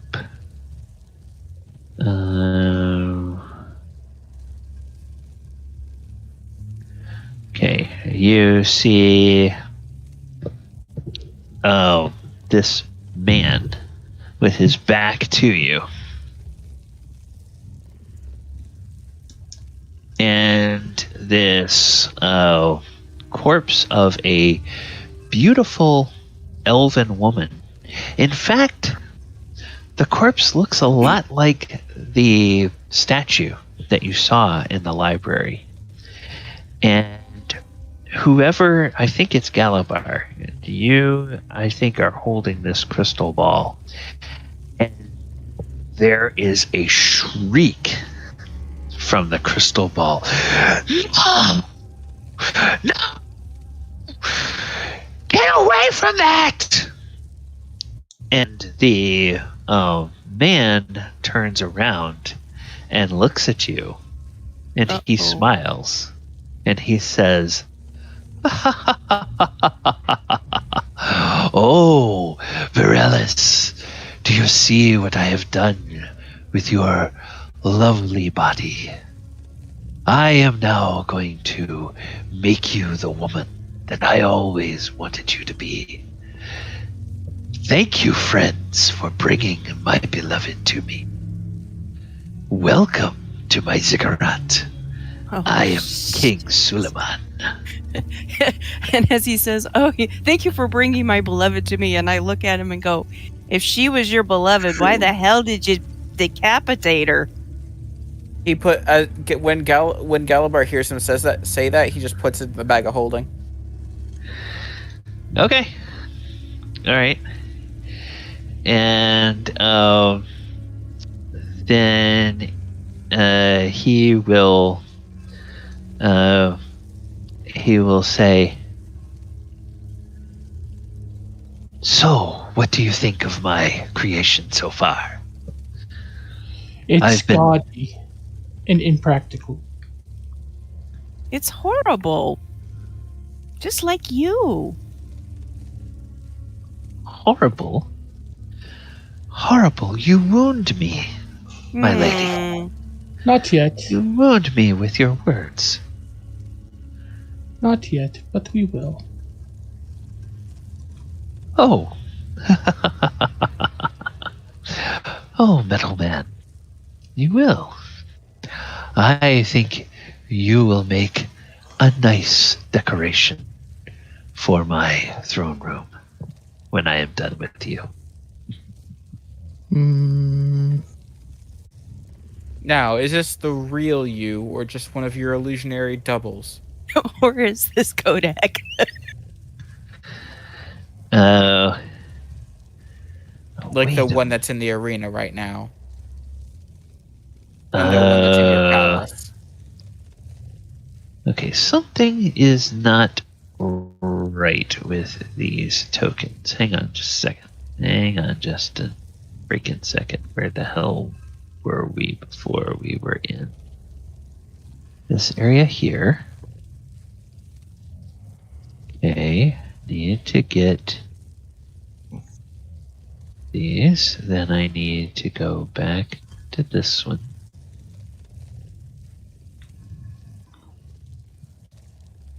Because oh wait. Oh yeah, Adamant, you healed up, didn't you? Yes, I did. Okay. Okay, alright. Galabar's still at 22 out of 100. Right. Yeah. I was the way I had them arranged at first. It made it look like everybody had gone back to full health. It's like, wait a minute, I don't think everybody's gone back to full health. All right. So, all right. The session 18 or location 18, I should say.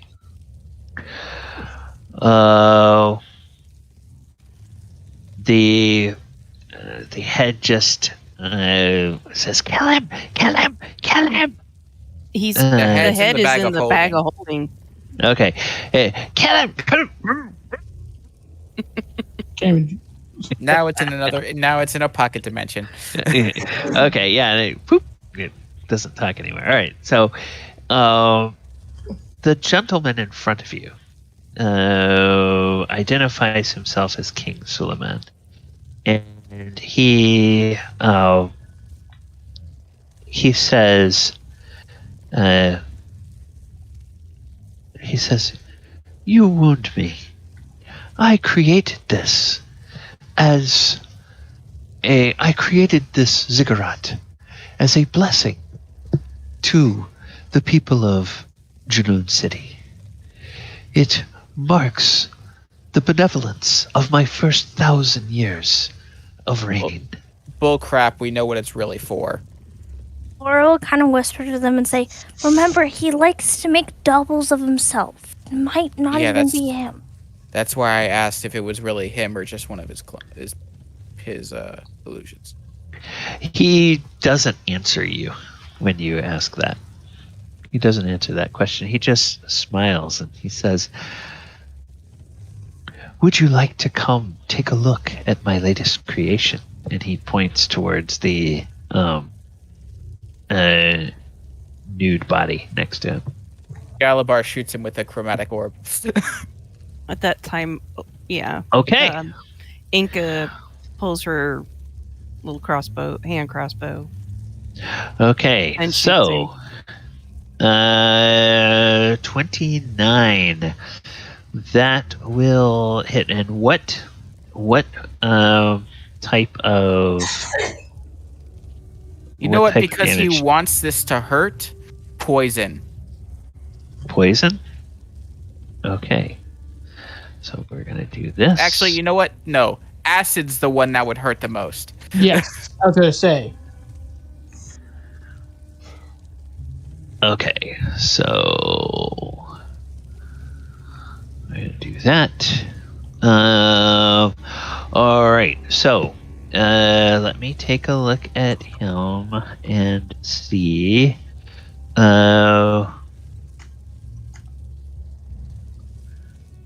Okay. Interesting. All right. So he has a 29 will hit his armor class, But your acid doesn't deal as much damage as you think it would. It deals about half the damage. Enka, you shoot him. That is going to hit. And it's a...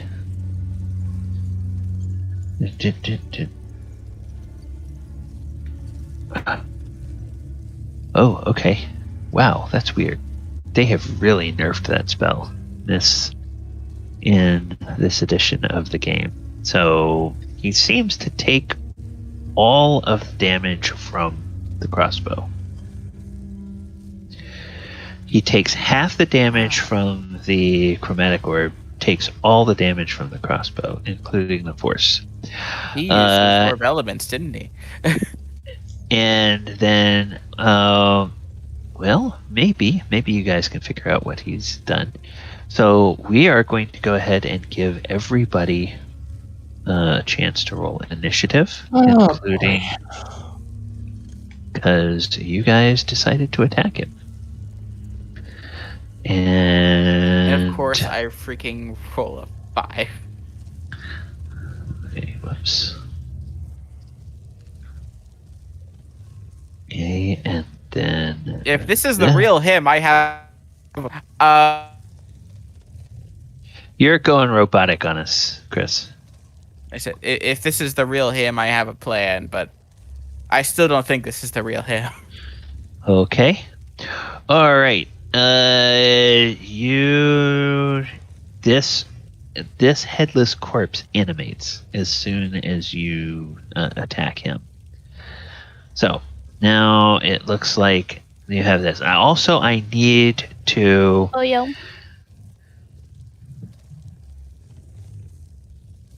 Oh, Oyo. Oyo needs to roll initiative. What do I need to do? She was reminding me I needed to roll initiative for you, which I screwed something up. You so rolled headless... for Solomon. Yeah, twice. I know. Hang on. So 9.09 for the headless corpse. And then I'm going to add a turn for Oyo and give him his 2118. Add a turn and give him, because I did that thing, Oyo, where I had a different token selected when I rolled your initiative, so it overrode the initiative for the other thing and gave it yours. Hey, don't you worry. I'm just glad you're taking care of me. Can't have that. All right. So, what you see is crackling. You see this crackling energy from these 4 pylons, and then this area, this 10-foot by 15-foot area inside, is just sort of a glowing motes of energy are in there. And so that is what you guys see. Oyo, you are up first, and to describe tactical situation to you, you have about 20, well, you can move less than 20 feet and get to where you can attack the king. If you go next to the king, you can be inside this glowing area that he is standing inside of, and be positioned where you can attack either the king or the headless corpse. So, I guess the first question, do you want to be inside or outside this glowing area that the king is inside of?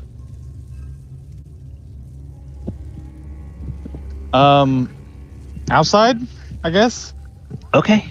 All right. That's fine. You guys really have no idea what this glowing area is, so staying outside of it might be a good idea. And you would like to direct your attacks against the king himself? Yes, I absolutely would. Let's try force damage if I connect. Okay. All right. A 15 will hit. So 13 and 11 is 24. So that is, you're using a magical weapon, so that's 24 force damage. And then second attack is 28 for 20 force damage. And a 20 for 17, so that's a total of 37 more force damage. And he appears to take all of that. And he seems very irate at this point. So that's 3 attacks. You've moved 15 feet. Do you want to move again, or is that your turn?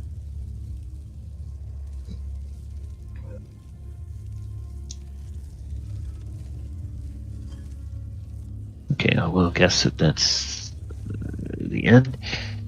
King Suleiman.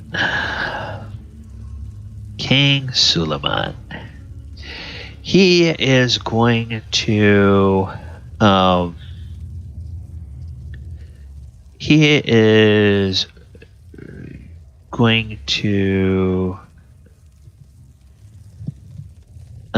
say a command word. Does And the he command have word. advantage on his initiative? Does he have advantage on his initiative? Yeah. No. Why? 'Cause if not, it should have been 11-14.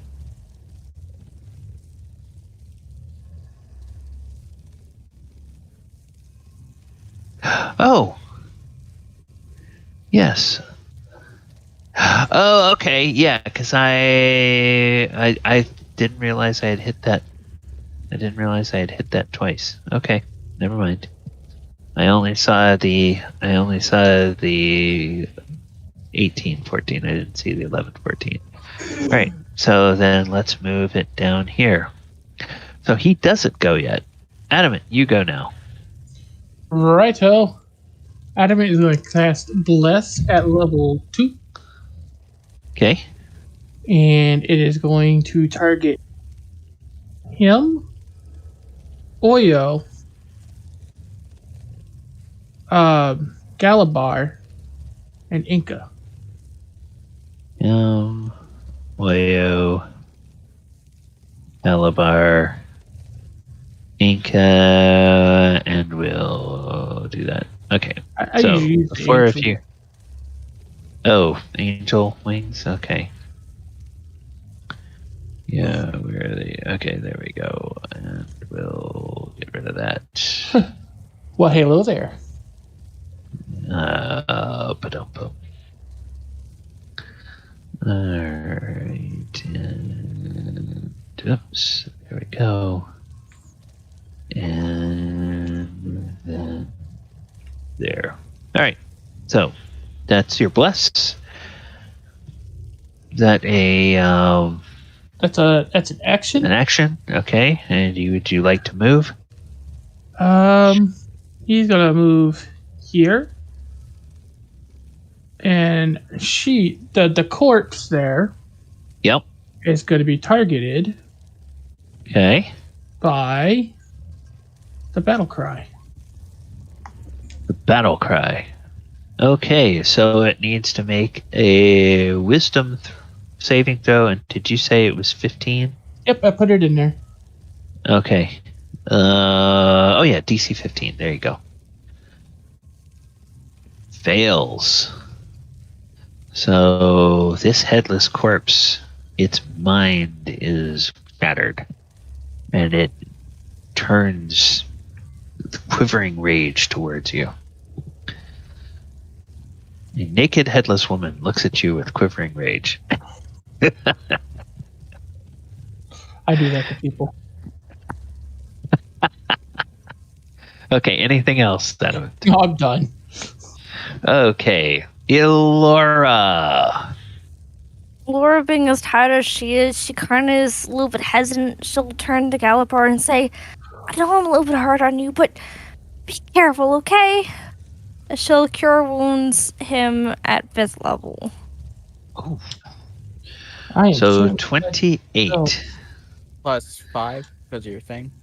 No, it would Oh. be 5, 6, 7, 7. So Yeah. 28 plus 7.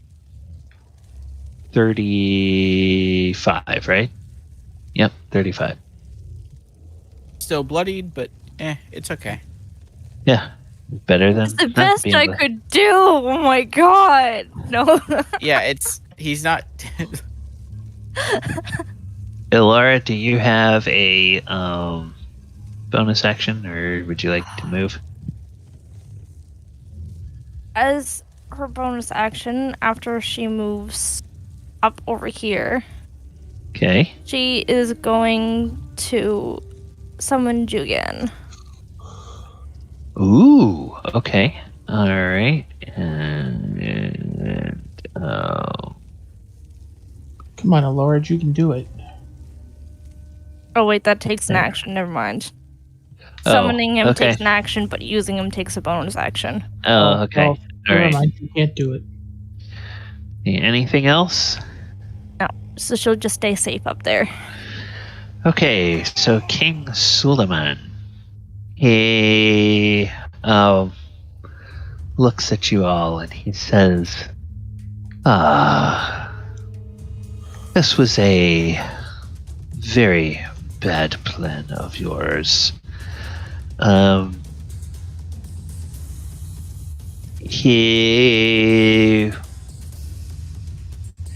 He said he points at Adamant for his bonus action, and he says strike. And what it wait a minute, let me make sure where you are on the map here. Yes, you are. Okay. So, now that you know what the parameters are, I'm going to go ahead and give you a line, visible line. You know that the parameters are here. Okay. Oh, that's unfortunate. Layer goes to the map layer, so I don't keep accidentally moving it around by grabbing it. You are there from this here. A bolt of electricity lashes out at you. And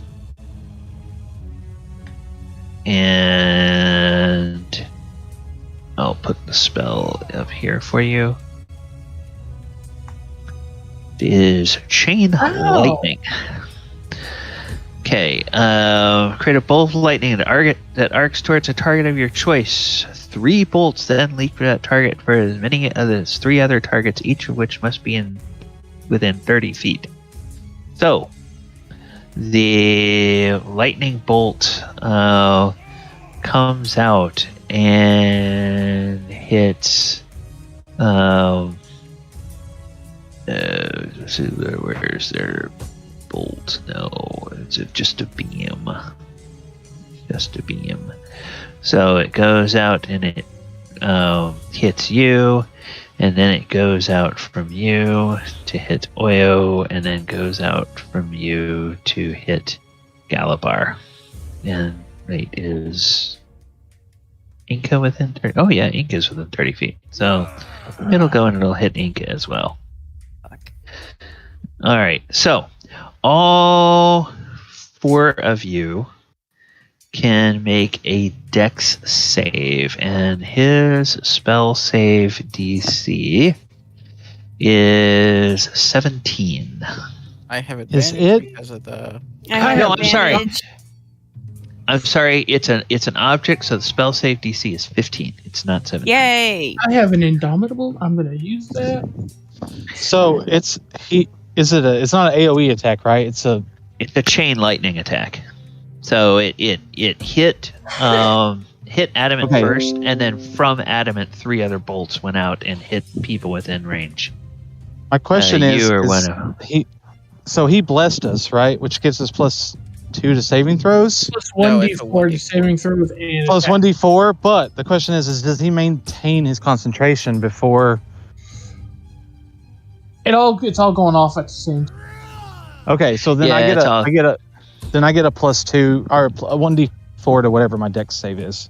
Yeah. Yeah. Okay. So Dex is a Oh gosh, Dex save is a 9. Plus 1d4. I won't be able to make it, right? It's a DC 15. Yeah. Do I have No. inspiration on my sheet? Inspiration. I'm looking at your. Where is? Forget, is Oyo part rogue? He Yeah, should but have I'm evasion. Chain Yeah. lightning is not a. I don't know if that is an area effect. It's not. So it It's works not. on breath weapons and stuff, so it won't help me. Okay. But I do have. Oh yeah, you do have evasion. So It'll help. Evasion that'll is help. any deck save. yep. Yeah, And It's any deck save that is targeted by a AOE ability. So like a Dragon's Breath or something like No, that. it If you does. read it. There you go. yeah, Read it. yeah, it's a beginning at 7th level. You nimbly dodge out of the way a certain area of effects such as Ancient Red Dragon's Fire Breath.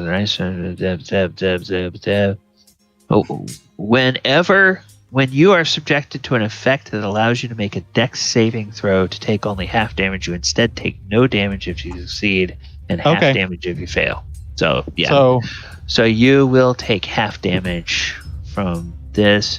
Everybody else, Adamant, Yeah. you failed. It's not Enka succeeded. Galabar succeeded.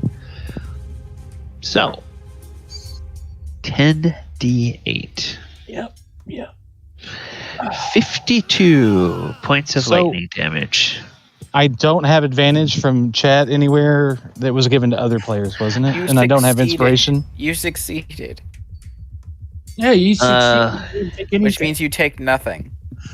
How did I succeed? I thought I rolled a 9.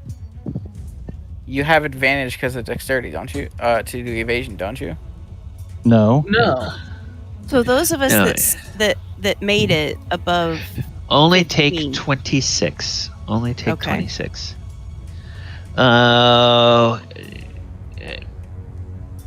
Pete, where do I look on your character sheet to see if there's advantage? No, there's no. I don't have anything giving advantage. No. Where do I look on a character sheet? Oh, inspiration. Okay, no. Up at there's the nothing top, marked. there's like a dragon Yeah. tail or something. It should Yeah, be a there's. box.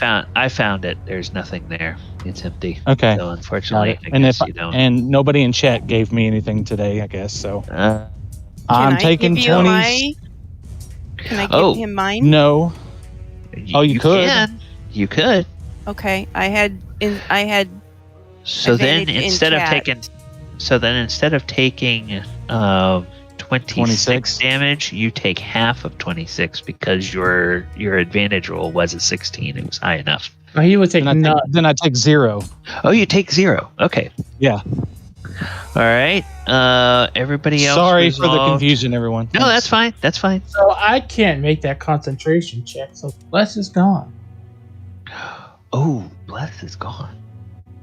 Oh, fudge. That sucks. So that was King Suleiman's bonus action. Now, for his actual action. Let's see what he can do. Oh, and by the way, there is a subtle change. And I need to put a mark or else I'm going to forget. There is a subtle change that happens over here on this particular pylon. After that chain lightning goes off from there. I wake up at 7:30. We leave the house by 8. Okay, so then his action is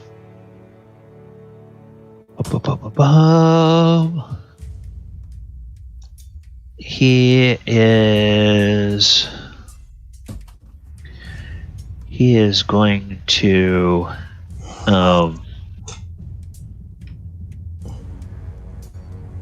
he is going to take a look at... Oh, he's just going to do this. He's going to cast a simple spell.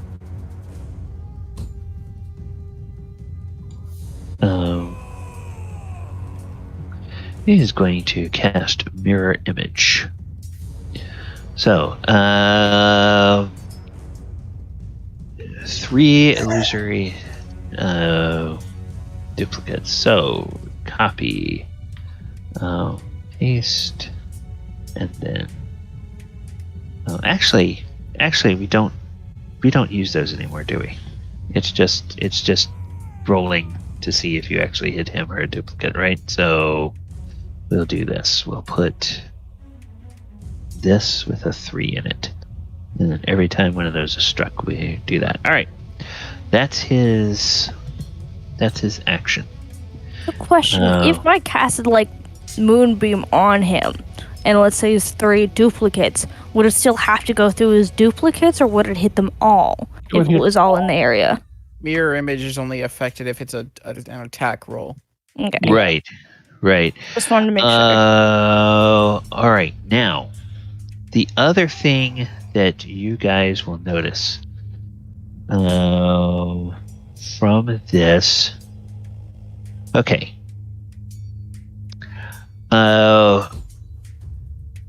Oyohusa is standing right in front of him, so he can see this without any without needing a check. Everybody else who's a little bit farther away, make a perception check. Does my 19 not cover that? Oh, you already made a 19. No, I've got. Oh, I'm sorry. My passive is 20 now. Oh, okay. Yes, because you do need to make it adamant because you just got zapped by that lightning bolt, which kind of is distracting to you.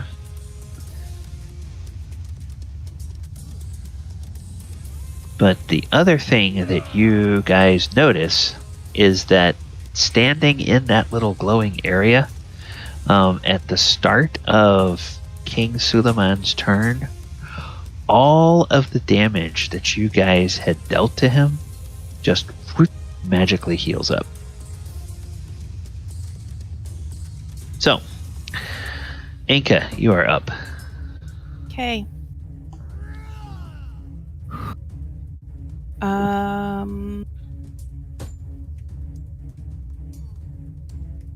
Ouch. Sorry. I was looking at something. All right, well, I'm going to take a chance. I am going to rush in, attempt to cast polymorph on him, make him a small monkey. A mouse. Okay. What level spell is It's a 4th polymorph? level. Okay, so he is going to cast. He is going to do this. He is going to cast Counterspell, and then he needs to make a spell save DC. Or no, he needs to make an ability check. 15 intelligence. So needs to make a 15 or better intelligence check. Are Oh, he seven- fails! Fails! So what do you want to turn him into? Turn him into a small. I want to turn him into a guinea pig. And then as soon as he does that, if he changes, I want to pick him up and put him in my bag of holding. Don't do Don't that. do that. Don't Why? do that. There's no Because air in the bag of holding. He'll die, and your bag of holding would. You'll have a person in your bag of holding, which is not. I know. That. Okay. Why shouldn't I kill him? Because that won't kill him. It's only a DC 10 escape check. Yeah. Oh, And if he escapes, your bag of holding ain't gonna survive. okay. So then, I Oh, pick him up. Okay. I You pick pick up a him up. guinea pig. And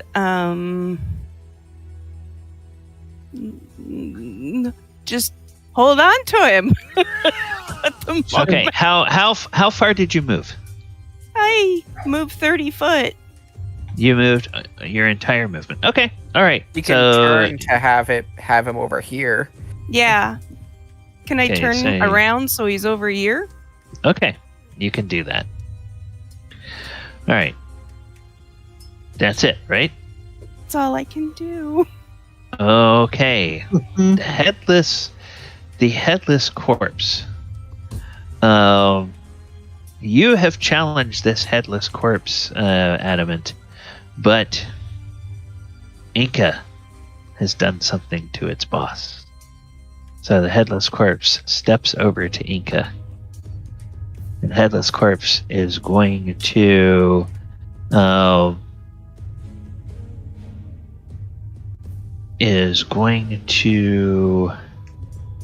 make a pair of slam attacks. So, the first attack is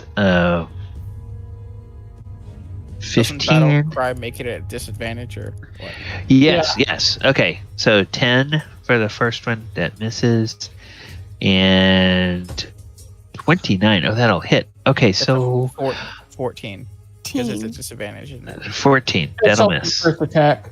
Thank. Oh. I'll put it up. Okay.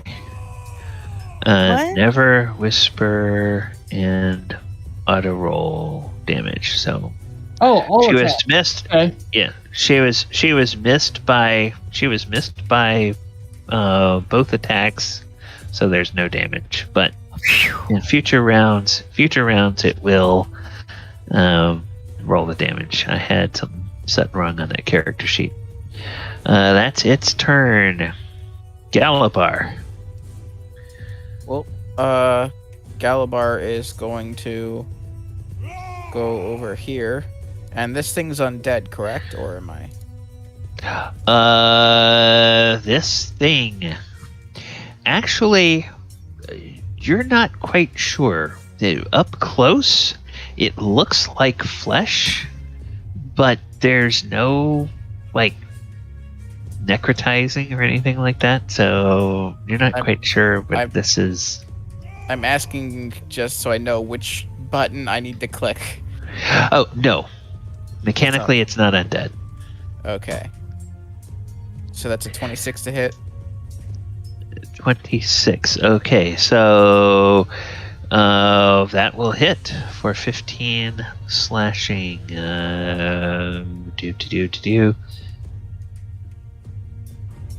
Okay. Yeah.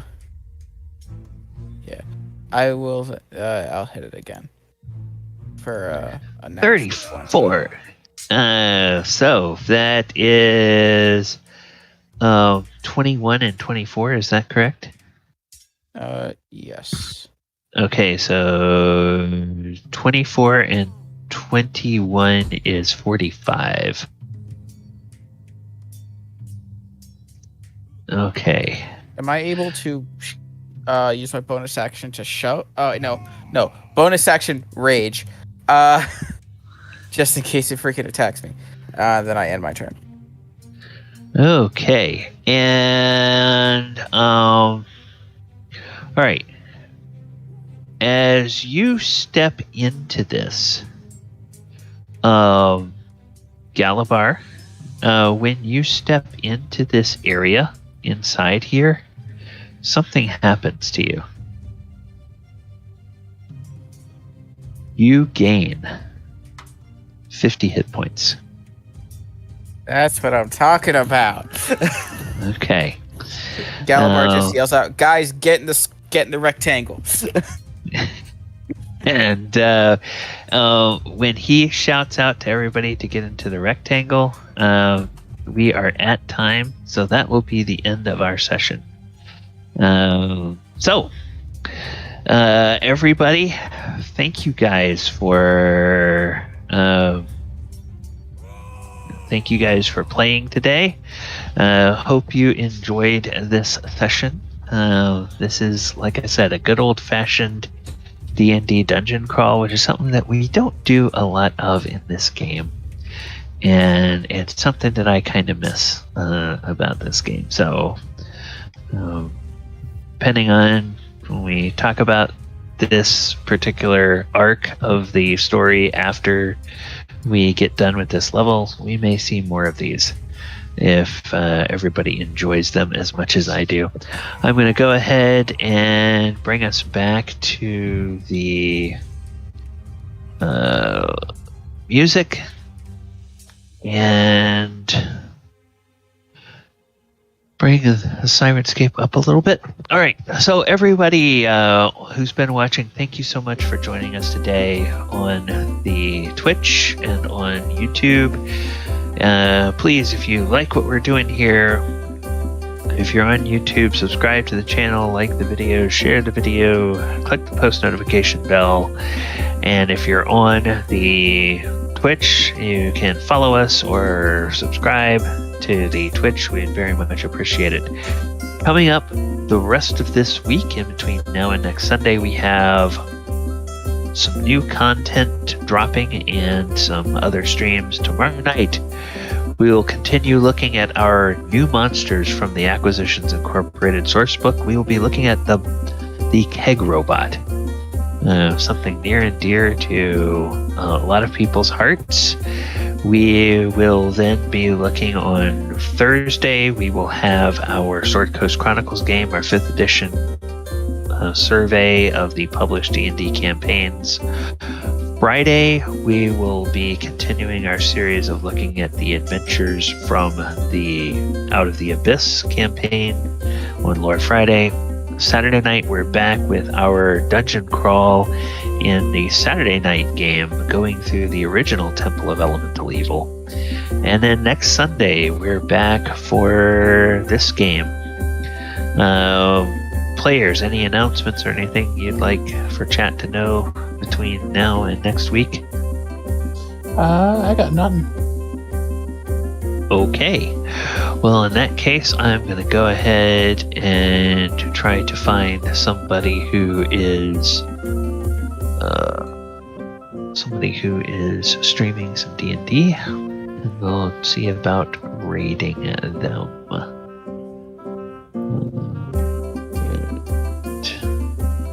Take a look at... Oh, okay. Miss Magitech. She's getting ready to run a session of Rime of the Frost Maiden. So we'll go ahead and we'll raid her. So if everybody wants... With almost as deadly as Tomb of Annihilation. Yeah, so if anybody wants to watch some of that, they'll be starting up in a few minutes over there. All right, everyone, take care. Hope you have a great week, and we will see you next time.